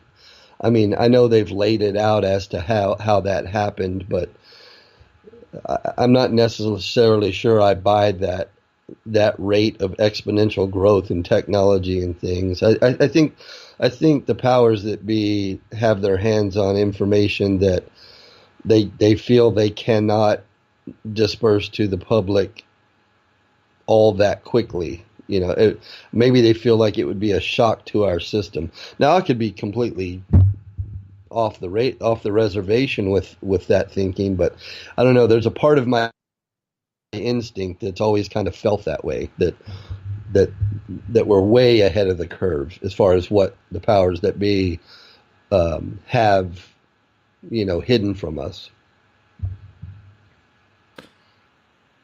If so, where do you think these secret aircraft are being held? Because, I mean, with the amount of eyes and spectacle on Area 51 over the last 20 years, if they're hiding these aircraft somewhere, I'm sure it's somewhere else than the Nevada desert. Sure. The most likely place would be in Antarctica or in the ocean. The ocean's a vast place, and so is Antarctica, places where we can't really travel and witness a lot of this stuff. So my inclination is that those would be the two best places on Earth to hide something. I don't tend to think Area 51 is the end all be all, secret base on the planet. Certainly things have gone on there in development that were later revealed to the public, but I don't think that's where the big fish are, to be honest with you. I agree with you on that.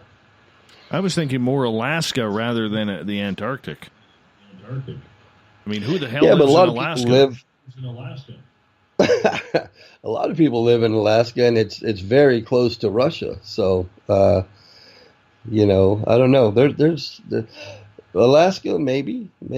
I wouldn't discount it, but it's not real. Alaska isn't really all that far from civilization.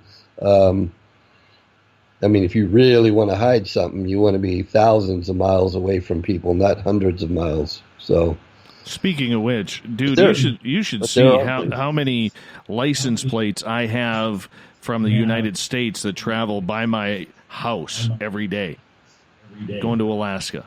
Because this is the Alaskan highway right here that I live on. Oh, really? Oh, really? Yeah.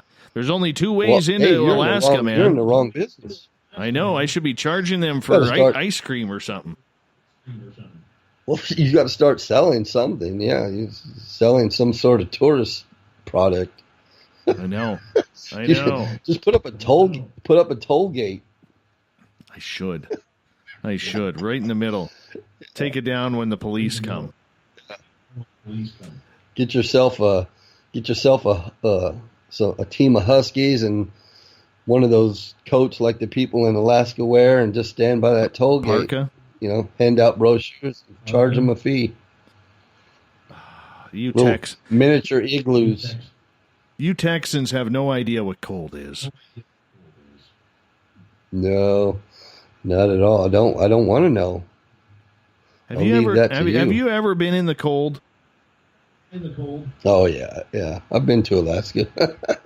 I've been in some cold places, and I'll tell you what, I like a cold environment. In other words, I like to be able to look out a window and see snow everywhere and the romantic vision of it. And, I might even get outside and chop wood for about 30 minutes. But after that, no, I want to be in by the fire. I don't want to have to be out in the cold. It's not that bad. It's not that bad. Yeah. I remember my ex-wife and I moved to up north to Pennsylvania, and she was from there. And the day we rolled up in the moving truck, as we parked in the driveway, it started snowing, and I was like, oh, this is so great. This is one of the reasons I wanted to move here, to be around snow. I love snow. It's so pretty. It's awesome. That's great. So we went inside. We didn't bother unloading the truck or anything else because we got there late in the night. And, we just went inside and kind of made a pallet and lit a fire and slept. And I woke up the next morning and there was so much snow, more snow. I was like, how in the world can it snow this much in one night? I looked outside, car was buried up to the windows in snow. The truck was packed in snow. And I woke her up and I said, because I was going to start unloading the truck. And I said, how am I supposed to get this snow out of the way? What do we do? And I turned around, she handed me a shovel, and I was like, I'm done. No, I'm over it. I don't want it anymore. No. Shoveling snow is not something I like doing. Yeah. Your hands get cold. Yeah. Can't play your guitar. It's not good. Oh, I feel so bad for you. Come up here. Come up here in the winter. Let's see how you I'll come visit you, but I'm going to stay inside. You're going to have to make s'mores, all kinds of things. Let's get a good westerly wind coming in, knocking the wind chill factor down to about minus 40. Woo! No. Yeah, that one hurts. That hurts. Not going to lie. Yeah. Anyways, we got about 5 minutes here before we got to go to break and getting back on track with the secret space program and the Space Force, because we're going to light it up with talking marijuana in the last half hour that we have you for next, Jamie. Do we start to see these aircraft that have been hidden around for the last number of years? Do you think these start to get presented to the public one way or another? If this all goes through? Well, it depends on if that's part of what they've been working on. But I don't know. I don't really have a sense of that, to be honest with you. I'm kind of in the dark with this space thing. To be perfectly honest with you, when Trump first uttered Space Force, I believe he was talking in front of a group of I don't know if it was Marines or Air Force personnel. I want to say it was Air Force, but I can't remember. But when he first did that, I thought it was a joke. It was just one of those things that Trump does where he just speaks off the hip and says something corny. Space Force, and I was just like, I laughed along with it. I was like, eh. And then you asked me about it, and I said, I don't know, Dave. I don't think he was serious. I mean, Space Force, that doesn't make sense. And you said, well, I don't know. And sure enough, here we are. 2 months later, 3 months later, he announces that he's ordered the Pentagon to develop a Space Force. And I'm like, wow, okay. So, I guess he wasn't joking. So, I guess the odd way in which he announced it the first time, sort of off the cuff, and then the sort of the way it's been done now without any information. My only sense of this is that there's probably a lot more to it that's going to be revealed in short order, and that's probably going to include, as you suggest, probably some things, maybe even aircraft, et cetera, that spacecraft that's already been in development for a long time. I mean, we haven't really heard much from NASA in a long time. What have they been up to? You know what I mean? So maybe they've been doing things. Who knows? I don't know. That brings up a good point, because the latest budget arguments or discussions in the U.S. had the Pentagon losing another $21 trillion, Jamie. Mm-hmm. Yeah, they say the Pentagon seems to be very, very good at losing large sums of money that start with a T. I remember the day before 9/11, Rumsfeld actually announced that the Pentagon had misplaced $2.3 trillion.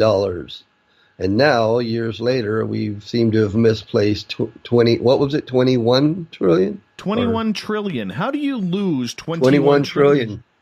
Those numbers are exorbitant, man. I mean, you have to be looking at those now numbers for something we're 22, 23 trillion. Yeah, That's a lot of paper, man. I don't know. I don't think you lose that much money. Have you ever lost? I've never lost that much money. I don't think we lose that much money. It's somewhere. Although it would be confusing why they would announce that they can't account for it and then announce a space program. Oh, there it is. That would be odd. But I don't think you miss. I mean, you might leave a couple of $100 in your pants and end up in the washing machine. But if you're missing $1,000, you're not very smart. I don't know how we would misplace that much money. It's being spent on something, so who knows? I tell you what, though, if they have been developing spacecrafts, man, what does that look like? Well, I mean, what is that going to look like? Do two 747 fridges really cost $24 million on Air Force One?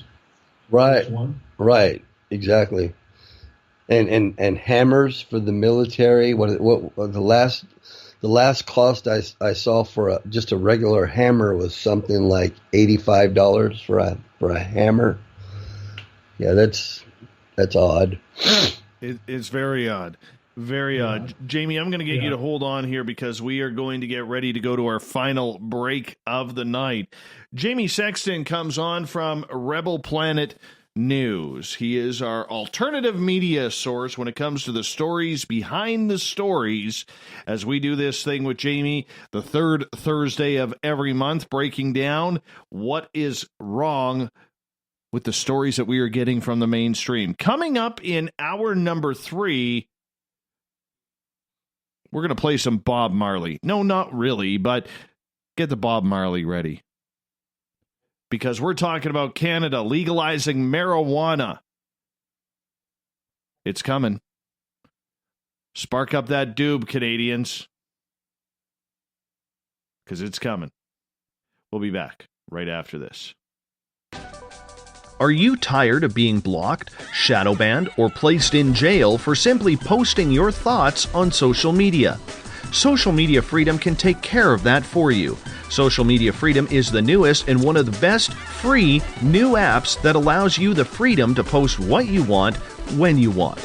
It takes seconds to download from your app store. Come join the tribe at Social Media Freedom. It's time to set yourself free. The first annual Caribou Paracon is happening September 28th to 30th in the 108 Mile Ranch, British Columbia, brought to you by the Canadian Society of Questers and Spaced Out Radio. Come listen to our featured speaker, Grant Cameron, along with Elizabeth Anglin, Paisley Town, Mike Moran, Eric Cooper, and more. It's a 3-day supernatural adventure at the Spruce Hills Resort and Spa. Tickets for the weekend are $150 Canadian. The Caribou Paracon, celebrating everything paranormal. A timepiece is a reflection of who you are, and what better way to show off the real you than with an Escape watch? Escape is a lifestyle brand accessorizing your days and nights. Choose to escape and create the life of discovery that you deserve. Dream, play, unite with your own personalized Escape watch. Head to escapewatches.com. There is no time like the present to enjoy your escape. Use promo code SMF2017 for your 20% discount today. Looking for a place to advertise at a very reasonable cost? Look no further than Spaced Out Radio. SpacedOutRadio.com has an advertising tab that you can click to check out our daily, weekly, and monthly packages to play on the radio, or our website including social media. From commercial spots to banners, we have it all. Check out our competitive pricing today. Find yourself constantly looking up in the sky, looking for answers? Have you had extraterrestrial contact? Are you an abductee? Looking for answers to your experiences? Hi there, I'm R. Keith Andrews, Spaced Out Radio's resident ET expert. Join me live the first Friday of every month where I take questions from the Spaced Out Radio chat room and help you understand those from the far-off world.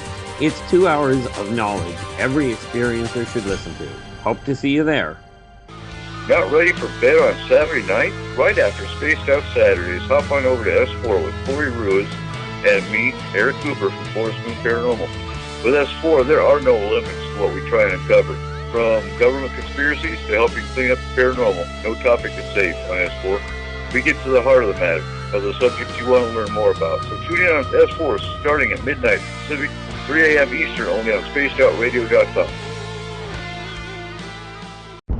Are you intrigued by Paranormal Talk Radio? You'll love the new Paranormal Radio app from TalkStream Live.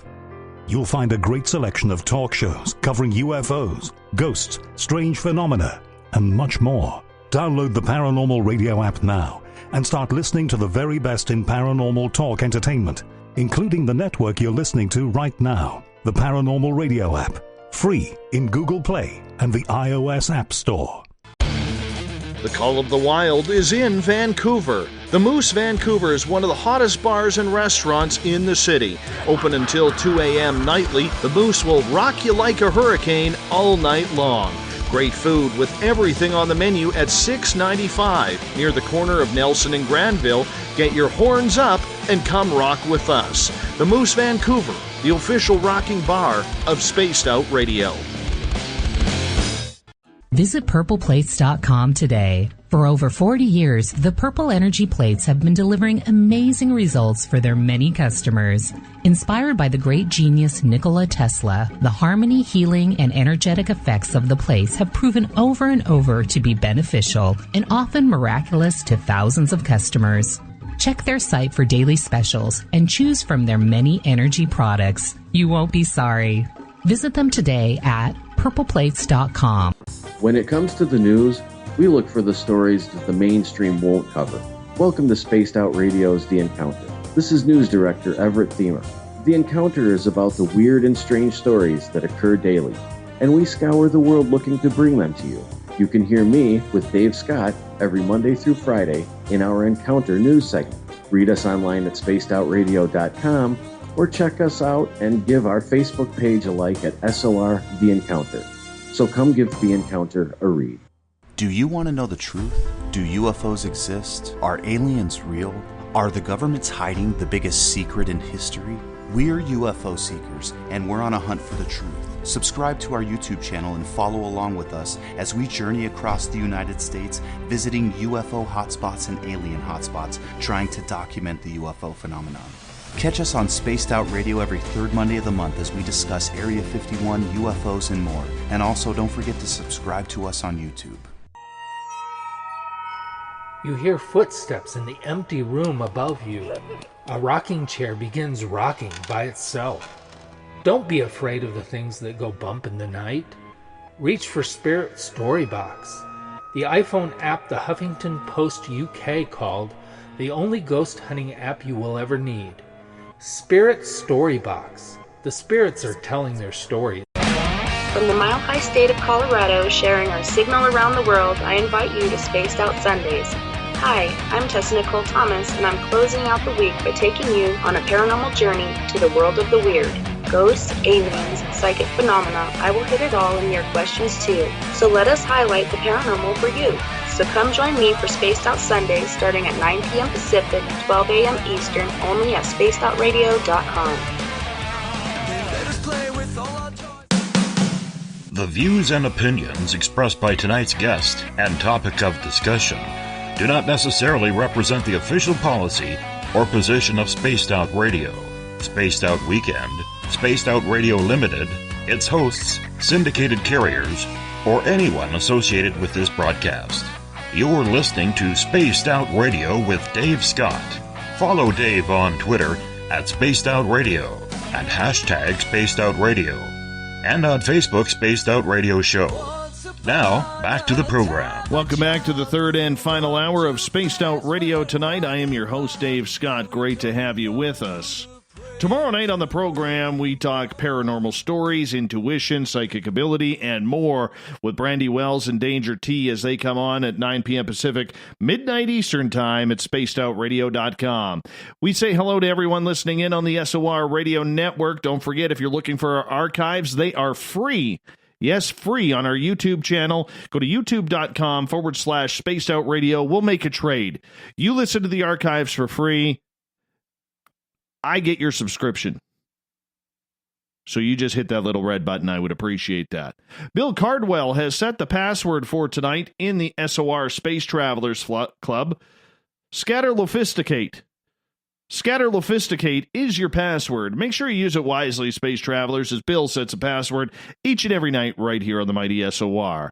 Our website is spacedoutradio.com, where we got a plethora of features for you. Rock out to Bumblefoot, shop at our Spaced Out Radio store, read up on the encounter online, or watch great videos from UFO seekers, and so much more. For the final time tonight, we have Jamie Sexton from the Rebel Planet coming on in, talking all things alternative in the media and the stories behind the stories. Jamie comes in the third Thursday of every month to talk about the news. It's the one night of the year, or the month, that we actually get into the news of the day. Jamie, thank you so much for being with us tonight, my friend. Always a pleasure to have you on the show. Always good to be here, my brother. Now, my friend, up here in Canada, we have a little bit of a different system than you guys have down in America. So in Canada, that's right. When Justin Trudeau and his Liberal government were elected, one of the promises that they gained a lot of votes on was the fact that they were going to be legalizing marijuana. Now, it got voted in our House of Commons.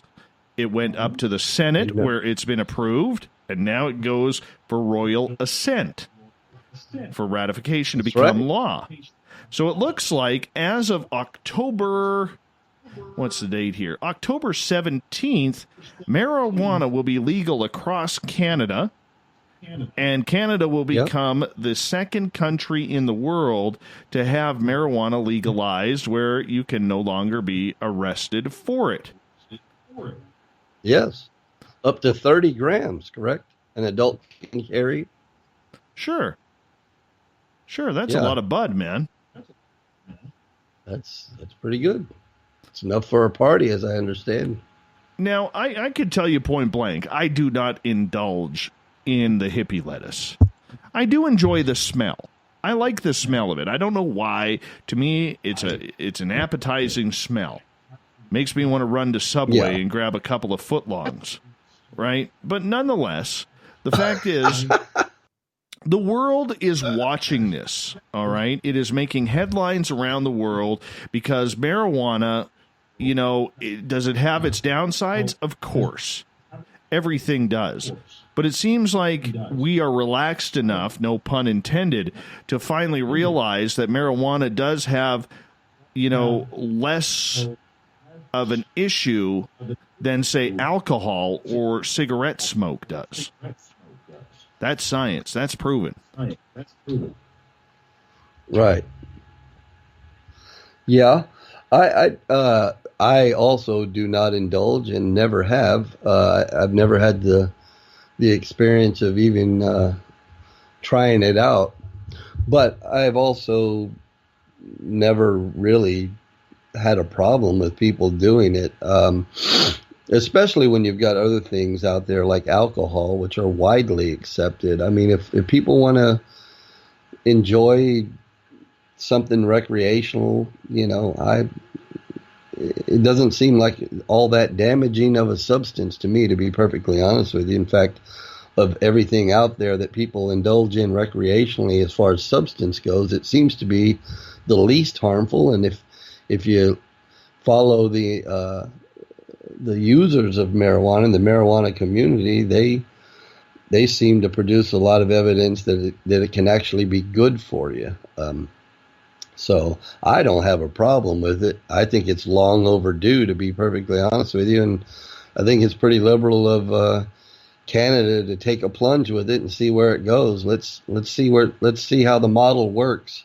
I know that we've got it in the United States. I believe we've got 9 states now that are fully legal for recreational use, and 30 states that are legal for medicinal use. So we're a little behind the curve with you guys, so let's see what happens.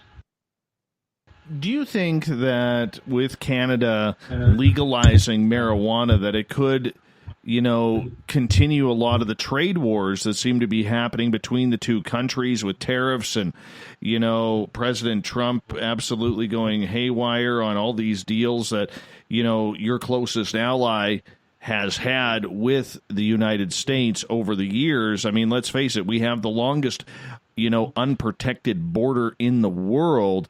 And, we're essentially best friends in countries, but on the flip side, this could cause some troubles for trade because the United States has always been very anti-narcotics. I mean, I think of Nancy Reagan's war on drugs, and some people will say that's a war that caused more problems than actually helped.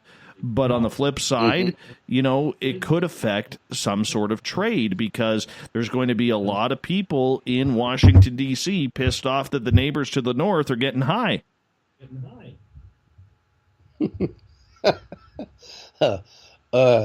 Well, you are you suggesting that they would be upset because they're getting high, or because they beat us to the punch on the revenue model? What's your implication there? I think it could go both ways, Jamie. I really do think it could go both ways. Yeah, I don't. The American public, by and large, is not really stuck in the mud on the idea of marijuana use, to be honest with you. I mean, obviously, you're always going to have people, I'm sure you even do in Canada, that are going to frown upon such a thing. But by and large, I don't think culturally anybody's going to hardly blink an eye, to be perfectly honest with you. But on the other side of the coin, the other implication, there might be something there, because if it's successful as a commercial item, as a commercial product, and Canada's first to it, we'll see where that goes. It's unknown, it's uncharted territory, because I've always thought that if you're going to make it legal, just make it legal. Go all the way, which is what Canada seems to be doing. They're like, okay, this is a product. It's a tangible substance, and we're going to make it legal. Therefore, we're going to do what governments always do with any product. We're going to oversee it, regulate it, tax it, et cetera, et cetera. And I guess if it's going to fit within the structure of a society, as everything else does, it probably should. So I think Canada's doing it the right way, to be honest with you. Now, I don't know how it's going to pan out. I guess that's yet to be seen. But if they're first to the punch, they might end up being ahead of the curve as far as development of products and the business models and the distribution and everything else. That's probably going to be a good thing for your economy, to be perfectly honest with you. If I had to guess, I would think it would be. I think it's going to be great for the economy. And I think it's going to be fantastic because it's going to put a lot of drug dealers out of business. Sure, they will switch drugs instead of shipping marijuana. I mean, yeah, they'll probably still ship marijuana to countries that cannot get it. There's always an illegal trade here or there, or they may just change their drug of choice, because the income has to happen. But I'm seeing this as something that could have a positive effect on the drug war by taking marijuana really off the plate, so to speak. Yeah, I think about it in terms of people who use it casually, being harassed or punished for it by the police. I never thought that was a good thing. So hopefully it changes that. Of course, you're, as far as I understand it, as I mentioned earlier, I think you're only supposed to carry 30 grams on you. So like with anything else, I'm sure people will get in trouble consistently for carrying more than that, and there'll probably be some sort of charge of, well, you have more than 30 grams on you, so now you're going to get charged with dealing, so there'll probably be some abuse of it. But if marijuana users are serious about wanting this to be legal for recreational use, then hopefully they don't abuse this newfound privilege that the government is bestowing upon them. Each citizen, according to the federal law, says can grow up to 4 plants. So that way, right now, the provinces, much like your states down there, are getting a little greedy. They are saying that they need more time to check this out because they want the prohibition of pot plants being grown at home, so that way they can cash in on the taxes. I mean, it's greedy in a way because when you think about it, Jamie, eventually the human race is lazy. If they could go to the store and buy their pot rather than having to wait a number of months to dry out. Okay, I think it's every 4 to 6 weeks or whatever it takes for a plant. All right. I mean, people are going to go to the store they're going to go to the gas station, the supermarket, the drugstore, or wherever to pick up their marijuana or the dispensary or whatever. People are lazy, and for them to say, "Oh, you cannot grow a weed," it's a little ridiculous. You know, like how are you going to control that? You just can't. No, you can't. But in the instances in which they can, they will use it as an alternative way to harass people. For example, after 9/11 with the Patriot Act and things like that, there were a whole lot of really far-reaching laws enacted that are not necessarily enforced, but are on the books, including if I wanted to go out here in my yard, I don't live on a farm, but if I wanted to go out in the yard and plant myself a tomato garden, technically that's now illegal for me to do. Now, nobody's really enforcing that, but on the books, it is illegal. And so, you know, the thing about governments is that once you give them control, they'll take all of it. You know, they don't like to take a little bit of it. They like to take all of it. So right from the get-go, I was a little bit surprised because I didn't know that. I didn't know that they were allowing Canadians to grow up to 4 plants or any plants at all, to be honest with you. I figured once they went the legal route, the regulated route, they would say, okay, part of the deal is you can't grow any. And I would imagine that eventually it will come to that. I think eventually what it'll come to is, at least on the books, they will say, well, yes, you can smoke it. It's a product, but you can't grow it in your backyard. You know, I don't know if it'll come to that or not, but I could foresee it. I could see it being something that a government would do, because you grow your own, they don't get the taxes. You know what I mean?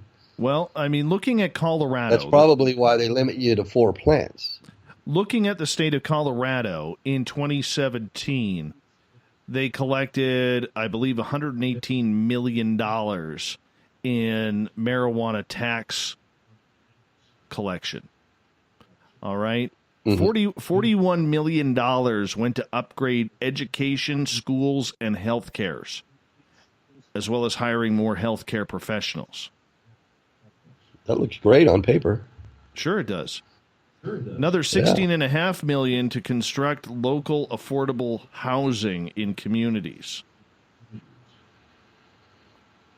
Not to mention all the pizza sales. You know, they had to skyrocket. Oh, absolutely. $40 million of that went right into school construction. So I think it's fantastic. No, that's, you know, if those numbers break down that way, that's great. I don't have, like I said, I think it's a great thing.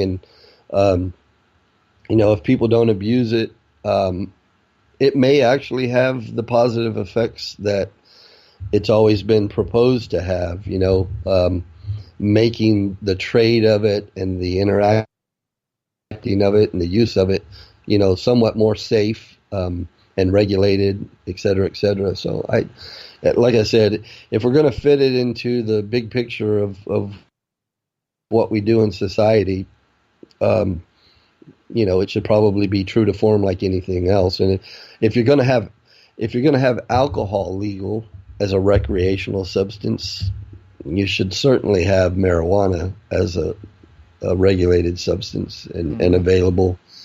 I've never, even as a child, it just seemed bizarre to me that somebody could rationalize legalizing alcohol but not marijuana. And I've never even smoked marijuana, but I know, tons of people in my life who do, and so it was always bizarre to me. Now, heavier drugs that could actually substances, I don't even consider marijuana a drug, but heavier substances that are actually drugs that can be extremely harmful to you and even fatal. I don't support the use of that sort of thing. But marijuana is a weed, man. It's a natural thing that grows out of the ground. I never understood why anybody thought they had the right to tell you what you couldn't grow out of the ground and put in a pipe and smoke. That just never made any sense to me. No, exactly. And I just want to preface this, too. Our social media person, Catherine, she lives in Colorado, and she just put in the chat room here, the best advantage for Colorado is that there are a lot of medical reports now of how the products actually take care of people. So they're also seeing health benefits from this. Yeah. Yeah, I mean, if there's positive health effects from the usage, that would be great too. Like I said, until something ugly rears its head from the legalization of it, all engines go as far as I'm concerned. I've never seen a problem with it, and that, like I said, that's coming from me, someone who's never even dabbled in it before, so never even tried it ever once, but it's bizarre to me that it's taken this long in any Western culture to be legal, but I'm glad it is. I really am. I think it's fantastic. I think that, we're finally starting to show some progression as these older generation, narrow-minded politicians start to retire, that we are finally getting some open-mindedness. And, I've been very critical of Justin Trudeau on this show up here, but I think this is one of the things that he actually got right. And when you finally have some understanding in regards to the fact that marijuana isn't the gateway drug, and it's been proven that it's not the gateway drug that so many suspected for so many years, then I think, it's I think it's good. Like, I'm not seeing any real red flags on not supporting this. Yeah. And I think doing it the way that Canada's doing it, I think will be even better than the way the United States has done it so far, with kind of just testing it out with a few states. Because, when you say, well, it's legal in this state, but it's not legal in the next state, well, then you're going to have some trafficking issues and all sorts of bizarre stuff. I think an across-the-board legalization, having it fully regulated, fully distributed, and in my opinion, having it legalized as a recreational product was the right way to go. To me, that just made the most sense. I think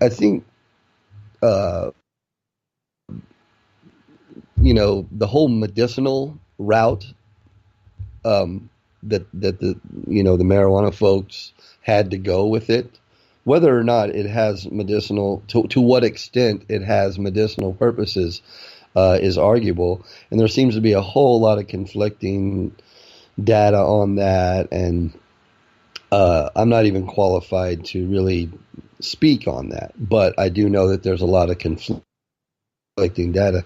But if it has medicinal purposes, great. That's great. And if the medical community ever wants to come around to that full-fledged, that's great. But I think the recreational way was always the battle to fight. So, I'm glad that Canada is doing it the way they're doing it. They're saying, it's a recreational item, and if later on it turns out that we have some serious proof that it's a medicinal product, and we can distribute it specifically for this illness to treat this, and doctors can actually issue it to that extent, that would be even in a better deal. But people enjoy using it as a recreational item, and like I said, it's just a weed, man. It grows out of the yard. Like, what right did any government ever have to tell you can't burn a damn weed? This has never made any sense to me at all. So let's see how it goes, man. You're going to have to torch up just to celebrate. Well, exactly. I mean, we're going to have to roll the super joint that Cheech and Chong did, because that's like, Team Canada and Team USA joining together there with, Cheech Marin being American and Tommy Chong being a good Canadian kid. We got to wave this flag You're not together. a user. Yeah, you're not a user, and I'm not a user. I guess maybe we should both try it out together and do a YouTube video. Well, you know what? How it goes. Let's meet in Vegas. You and me, October. Let's meet in Vegas. You and I will have an SOR stoned party in Vegas. Yeah. Okay.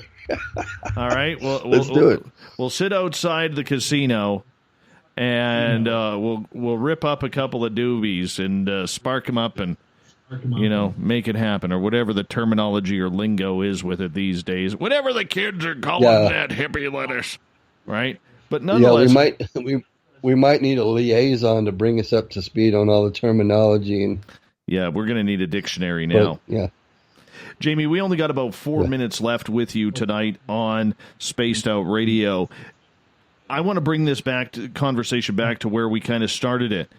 Do you see, with both houses in the United States being, Republican run, do you see the Republicans, when this law officially passes, looking at this and saying, we got to pay a little bit more attention to what is happening in Canada regarding the entire war on drugs? No, I don't see that. Maybe a few years down the road, and I wouldn't even necessarily attribute that to the fact that we have a Republican House and Senate right now. I think there's just, in our country right now, we've got a whole lot of big fish on the table right now that are ahead of that. So that's not really that wouldn't be a real big issue for us at the moment. And, but because because Canada is doing it the way they're doing it, the advocates for legalizing it here will definitely be trying to use that as an example. So I think eventually it'll happen here across the board, but I don't think that's going to be one of the big fish. We got some pretty big things in the order of business over here we've got to deal with. We still have to sort out North Korea, and we've got, border issues, and we've got a Space Force to unravel. We've got a whole lot to take care of. So I don't know how the legalization of marijuana across the board is going to play out for us, but I don't anticipate it's going to happen within the next year or two. I think we might just sit back and see how it works out in Canada, use that as a model for the next 2 or 3, 4 years, and then it'll probably happen here for sure. But I could be wrong. That's just my instinct on that. In your opinion, do the Republicans finally come over to the Democratic or liberal side and say, you know what, maybe we should look into this instead of, taking the party grounds over history and saying marijuana is bad? Okay. Yeah, I don't. Most Republicans these days aren't the they're not the stereotypical Republicans that traditionally you would think they are. The media still likes to paint them with that brush, but most fiscal Republicans are not as socially conservative as they once were. I think you find a lot of people that would vote conservative and vote Republican at the same time tend to have a whole lot of socially liberal ideas. And I think that would be one of them that they would be okay with. Not everybody across the board, but I think we would. The sum total of my inclination is that within a few years, the United States will be following the model of Canada, especially if there's no problems with it. I think that'll probably happen. Thank you so much for being on Spaced Out Radio again tonight. The next time we have you on will be Thursday, July 19th. We'll see what comes up in the news at that point, my friend. Yes, sir. Thank you so much for being on Spaced Out Radio. Everett Themer and The Encounter are coming up next. This is the winter of our lives. We come to play the final scene. The curtains closing in the darkness we expose what lies beneath.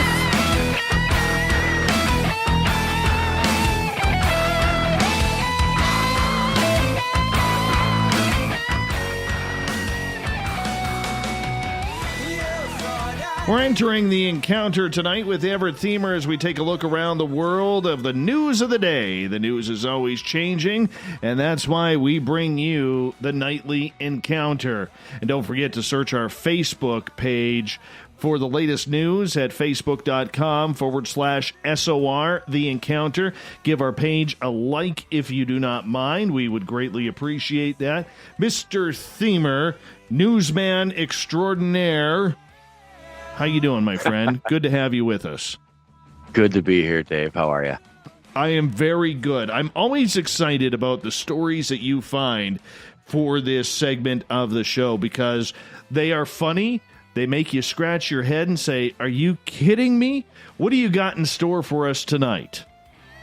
Well, tonight, sadly, I don't think we can ignore this, and I think that you and Jamie touched on it a little bit earlier, but the death of Charles Krautheimer. He died today at the age of 68 after a battle with cancer. Wow. Now, that's too bad. I know that there are probably a lot of people out there not familiar with him, but not only was he a columnist, a political commentator, but he was also a psychiatrist who was in a wheelchair. He had had an accident in medical school and was left in a wheelchair and still managed to continue on to do everything from write a syndicated column that appeared in approximately 400 different outlets. He was a commentator for Fox News. He was at one point labeled one of the most influential and powerful conservative journalists in America. And I think it's important because he has kind of a Canadian connection. I mean, he was born here, but he lived in Montreal throughout his youth and attended high school and his early years of college in Canada before going to Harvard University. Well, no wonder he learned to write so well. Oh, he could write in French as well. Have you ever looked at his biography? And I don't mean a book, but I mean like a short. Well, there is no short bio for him because he has done everything. He's written books. He's written columns. He's appeared on TV. He's won. I was going to mention some of the awards that he's won, but just assume if it was a journalism award, he's probably won it. That's amazing. What a great career. What a great career. I got to ask you this about him, though. And I asked Jamie Sexton the same question about it. Is that kind of journalism where it is profound, it is researched, it is sourced, it has everything that it needs to go? With today's crop of journalists, where they are more headpieces than they are, true reporters, are we going to see in the future a real drop of standards for the Pulitzer Prize now? Oh, I don't know. I would like to think we wouldn't, but I hope not. I guess as the standards change, I would imagine that the award, the qualifications, or what they look at are going to have to change, because if the material isn't out there being written and researched, it can't win. I see that. I hadn't really thought of that. That's a little bit frightening. It is, because when you see the criticism these days, Everett, of journalism, the entire profession, and the sad part is the newspaper guys, who are usually the really good scribes, all right, they get lumped in with all of these hairspray, good-looking, tanned people on television who are just talking heads, and they get lumped in with the voices of radio, and radio people work hard, but you know what? You can only put a story into 40 seconds unless you have a talk show or some sort of vocal column that you can voice over, if they give you a minute or two to do that, which some stations do. But it really comes down to the scribes in doing their job. And it scares me to think that, as we age and we lose these icons like this, it scares me to look back and think, geez, is somebody going to be able to pick that up? I mean, we worry about it, Everett. We know it's going to happen. Somebody will step up to the plate. But is it going to be harder? Is it a harder decision now when opinion has become part of journalism? I don't know that it's a harder decision. I think that there, like you said, there will always be somebody out there interested in doing the research, interested in digging into a topic and exploring the ideas and the facts. I think what's going to happen, though, is the number of those people are going to drop off. I mean, it's great to have one person doing it, but it's better, even if they're in a little bit of competition, it's better to have 10 or 20 or 30 people doing it. And potentially that research and that good journalism will be lost among all of the opinion pieces and the quick little clickbait articles that people want to just get drawn into and read. So I think that while though there will always be people out there, it's going to be harder and harder to find these different opinions, or I shouldn't say opinions, these different topics that have been researched, where you can actually get kind of both perspectives, and at times he was good at walking down the line, right down the middle, and reporting it, but he never hid his views. He was a political commentator. And, for the conservatives, he was definitely a very vocal mouthpiece. I mean, whether it was his support of abortion, but, while he supported abortion, he was opposed to legalization. He had definite views on different foreign policies. He had definite concerns with the aspects of Obamacare. While he supported some of it, he didn't support all of it. So, right. In a way, while he was a reporter and he was a commentator, having his views out there helped kind of educate everybody, and he could balance that. He could state his perspective while talking about the facts. Perfect. And I don't think that the new crop of journalists is going to be as good at doing that as somebody like he was. Well, God rest his soul. Let's give him some support as he crosses over to the other side, and let's hope also that there is someone who looks at those standards and says this is what we need to do in order to create journalism on a proper scale. Let's move on to story number 2. Oh, this is another sad one and involves death. Do I need tissues? You might. Okay. Coco the gorilla has died. Yes, I heard that.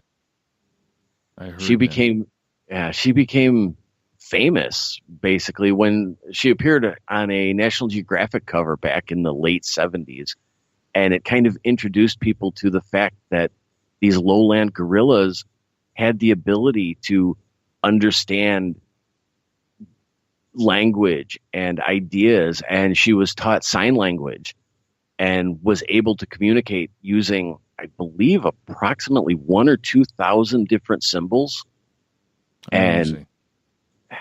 And it really opened up the doors to some of the ideas today about how we relate to gorillas and how the ideas of empathy and understanding can be applied to other different primates and mammals. I mean, and she had celebrity fans, everybody from Flea, from the Red Hot Chili Peppers, to Betty White. Yes. How can you not like Betty White? Oh, you gotta love Betty White. Even Robin Williams had met with her and visited her. And I read that she actually understood or appeared to understand and was saddened when Robin Williams passed away and she was told about it. That is sad. Did you hear the story about Coco when she adopted a kitten, and then I guess one day she had a tantrum and broke her sink, and then she signed to her keeper that the kitten broke the sink? I mean, like, really? Really, Coco? Like, come on. Like, how do you not laugh at that when you have a 300-pound gorilla who could rip you to shreds, okay, telling you that the kitten, broke the sink, shattering porcelain all over the place? You got to give her credit. But you know what? What intrigues me about that comment and that story is the fact that here is an animal lying to cover its own ass. What does that say about her ability to understand right and wrong and consequences? Yeah, very much like a child. Very true. I still, if I break something, I try and blame it on one of the animals around here. I don't get away with it. Yeah. No, because they can tell on me. True. But what does that say about the ability to understand consequences? And I think that says a lot about the intelligence of gorillas. I agree with you. We're running out of time here. Let's go to story number 3. Do you remember the Grammy-nominated artist Akon? Yes. Okay. He's planning on building a city in Senegal and base its entire economy around a cryptocurrency named after himself. Nothing power tripping about that. No. It's going to be based on a mobile app, which he said would allow the citizens of course, named after himself, Akon Crypto City, to utilize it in ways they can advance themselves and not allow governments to do these things that are keeping them down. So in other words, he's becoming the ultimate communist leader. He's making himself a god. Well, he already has 2,000 square acres of land that has been gifted to him by the president down there, Macky Sall. And I guess this area would be just short of the capital city.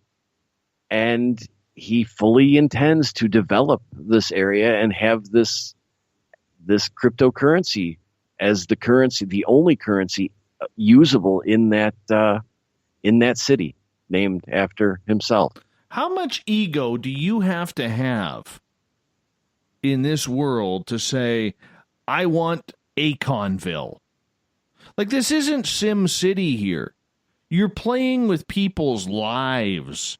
And now you're going to try and create, I mean, sure, you may not have billions of dollars. You may not be the richest man in the world, but if you want to top the richest man in the world, what do? You become a god. Okay, well, I don't know. I can't even imagine being able to build my own town and creating my own cryptocurrency. But that right there is a problem for me. The idea that anybody who wants to create a cryptocurrency can. Because if that's possible, I'm just going to figure out how to do it, and we're all going to start using, mine, and I'm going to take all of it. But not just that, though, Everett. Like, let's think about this seriously for a second. I mean, you are controlling people's lives. You can tell them everything that you want. And if they believe you, they will follow. I mean, this has a potential to be another Jim Jones situation. It could be. It very well could be. I don't know. I guess kind of what it depends on is what he does or does not allow these residents to do. If they're allowed to enter and leave the city, I don't know what kind of industry he's going to have in there. At some point, there would have to be some sort of commerce just in the town, whether it be, manufacturing or some sort of commercial ventures. And I don't know how their products or services could be marketed to somebody else if they're basing their economy on a cryptocurrency. I don't know how it would be interchangeable with others, and are there going to be fees? Will they be able to use other forms of currency outside of the city or inside the city? It opens up an interesting can of worms. Totally does. I think we got time to slip in one more if you got one. Well, this one I think is going to be posted to the Encounter. If it hasn't already, there is a Russian firm that is converting a old, abandoned, and outdated telescope into what they're calling a debris blaster to supposedly eliminate debris in space. And I think this kind of goes along with some of the topics that we've had this past week with the Space Force and all of those ideas. They're going to put lasers or a large laser in this old telescope and basically, in theory, destroy debris in space. I think that's a good thing. I mean, there is a lot of potential danger. It's sad that we have to think about, are they doing this under a good conscience, or are they doing this to hide something rabid, like they're going to actually, I'm going to, pretty much say it, put lasers up in space to shoot down weapons that are hidden. You know what I'm saying? So if all of a sudden there is a missile attack somewhere, that they can be blowing them out of the skies or taking out major cities with these lasers, depending on how powerful they are. I mean, to hide it in space where you are blowing away space debris. I mean, if it was in good conscience, I would love this idea. Space is filled with too much junk already. Well, the weird thing, or the interesting thing, is that not only Russia, but Japan and China have both also begun plans for what they say are debris removing systems based on similar ideas as this. Right.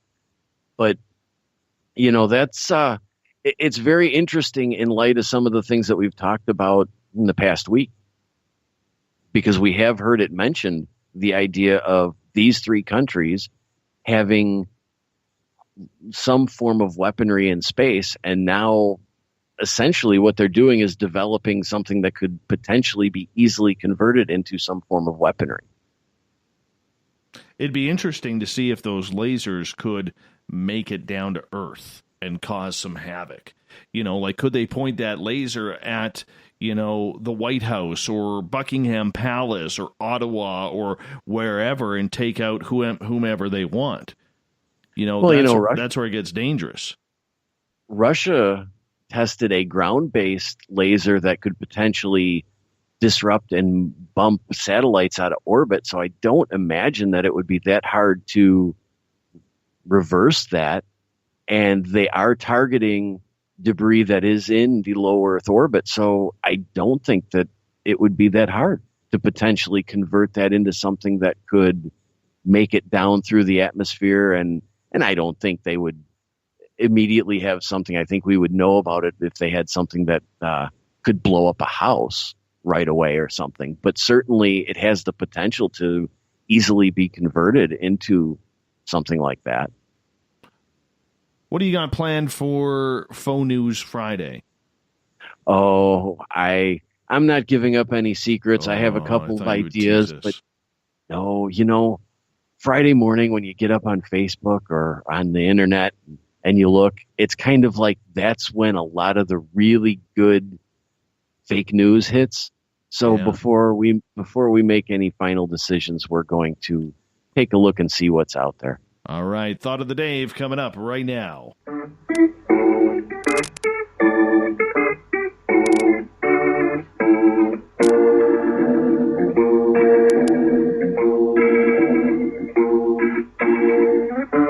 Thought of the Dave happens every night at this time, where we ask a question during the day about whatever the topic may be. It goes on my Facebook and on my Twitter account. You guys respond, and then we get to read your answers on the air. We got a lot of responses today, Everett. A lot of responses to, would you enlist in the Space Force? If so, why? Let's start off with the Twitter crowd here, if you don't mind. First off, would you do it, Ev? Would you sign up for the Space Force? You look like a guy who would. I learned a long time ago to never sign up for anything from the government until I know the full plan. And we don't know what it is yet, so no. All right. Danny says, yes, I'm all for it. It's amazing to think we are living in an age where this is a reality. It would take a lot to convince my wife, but this is no different from someone wanting to join the Air Force. It's perfectly legitimate to do so. We appreciate you doing that. We do appreciate that. Let's see. Scrolling down here, try and find another one. Rohan says, not under this current leadership. Brahm jumps in. Yeah, sure. Most people think I'm a space cadet already anyways. Oh, sorry to hear that, man. Sorry to hear that. Dalbro, because I already have so many dreams where I'm already in the Space Force. So, yeah, I'd sign up. Maybe I already have. Oh, my God. What if I have? Whoa. Or pardon me, hashtag, whoa. Little, what was that Joey character who was on every TV show going the whoa during the, 90s? Joey Lawrence? Oh, I wanted to shake him. Awesome? Yeah, I wanted to shake him. Whoa. Drove me nuts. Drove me absolutely nuts. All right, let's go over to Facebook here. Matthew jumps in. For the chicks, obviously I would. I don't think your wife would allow that, Matthew. Jeanette, the secret space program force is in its action in... Pardon me. English, people. English! I need to read this. The SSP force in its actions is nearly entirely the cabal and self-serving contractors. Okay, we're reaching for things there. Robin, to see Yondu Udonta in the stars. Pounds chest. Okay. Kevin, hell yes. The healthcare, air quality, and fashion choices have got to be off the charts.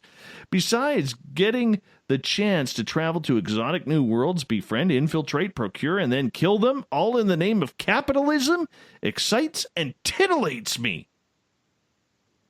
That may be the winning answer of the night, my friend. Way to go, Mooney. Way to go, Mooney. Everett, you got to grade that one. That was good snark there. That was fantastic. Made me think that, you know what? If they offer stormtrooper uniforms, maybe I will be in. What if they offer something with a cape? Because you'd look good with a cape. Oh, I love a good cape. Much to the chagrin of my family, I love a good cape. I could see you. I could see you being cape guy. Tony jumps in. Hell yes. I served in the Army. Space Force, here I come. Coral, when I was younger, yes, in a New York minute. Renee, I am not so sure. I would want to do this and probably would become quite claustrophobic. I would miss sand, lawns, trees, plants, the smell of fragrant air, and the lovely walks along my new favorite New Zealand beach with my husband and dog. To be somewhere that beautiful. Rob, I was in the U.S. Navy, ready for Space Force. Gail, nope. Someone has to keep the home fires burning and the lamps in the window. That would be me. Well, Gail, not me. Charles, no, I don't want space travel with outdated technology like warp speed and artificial gravity. Oh, heaven forbid, it's so passé. Could you handle that, Everett? Like, come on. Could you handle that? Handle warp speed? Yeah. I love when those stars just like go shooting past really fast and yes. Yeah. Yeah, I got a story for you on that. I'll tell you off the air, and I'll tell the Periscope crowd off the air. All right. A few more here. We got about 1 minute left here before we got to start closing things out. Dave jumps in. I was in the U.S. Army, but afraid my age would be against me. Angela, I'm going up to battle aliens. What if the aliens don't want to fight, though? Why do we always got to fight? Why do we always got to be territorial? Maybe. What if the Space Force is driving garbage trucks up there? What if it literally is like the Intergalactic Waste Management Force? I agree. Fully agree with you, man. Fully agree with you. Carla, I'll be doing my part as one of Rico's roughnecks. Russ, he's in. He wants the adventure. Christine, absolutely. Anything to get off Earth. Oh, come on. It isn't that bad here. Tim, hell no. Ever watch Armageddon? Those little asteroids pieces puncture anything. Worst is HAL from 2001. Duh. Adnome? Only if I am captain of the Space Gnome fleet. This guy has an addiction. It's a problem. Has a complete addiction. Let's see. Lance jumps in. Yes, I want to see what's out there. Nathan, yes. Someone has to fix the lights and clean. Also, know how robotics works. SOR Cat gets the final word of the night. 100%. When they started running that promo with Independence Day, they had opened recruitment based thematically on the movie. So in jest, I applied and gave them all my information. So she is in. Everett Themer, thanks so much for joining us on the encounter tonight. As per usual, you were awesome. And at least tonight we didn't have any audio problems, which is very, very good. So thank you, my friend. You were sounding crystal clear. Great stories from the encounter. Where can people find the encounter? They can find the encounter on Facebook at SOR Encounter. Excellent. Let's go there. Sign up for that because we are restructuring our website. You can get all your news on the SOR, The Encounter, on Facebook. I want to say thank you to Jamie Sexton for coming on in for the first 2.5 hours of the show with the Rebel Planet, talking all things alternative on the media side. Tomorrow night on the program, Brandy Wells and Danger T come in to talk intuition and their paranormal stories. We get going at 9 p.m. Pacific, midnight Eastern time at spacedoutradio.com. We got Mr. Ron Bumblefoot THAL rocking in the background with Little Brother is Watching. Bumblefoot is the official music of Spaced Out Radio, rocking us in and out of every single show. Get your horns up for the guitar god himself. A special thanks to everyone listening in at home, in your cars, at work, wherever you may be. And a big thanks to everyone watching on Periscope.tv. You were amazing. Everyone on Spreaker, way to keep that chat room moving tonight. Thanks to everyone at hashtag Spaced Out Radio on Twitter and the Veterans Club. Hey, I went 2 for 2 on the passwords. You got to be happy for us. That's the SOR Space Travelers Club on Facebook. Thanks for sharing the show. Thanks for making us bigger and better every single night, because together, my friends, we own the night. I will talk to you in 21 hours from now. Mr. Bumblefoot, we need a favor. We need you to take us home. See you tomorrow, everyone. Good night.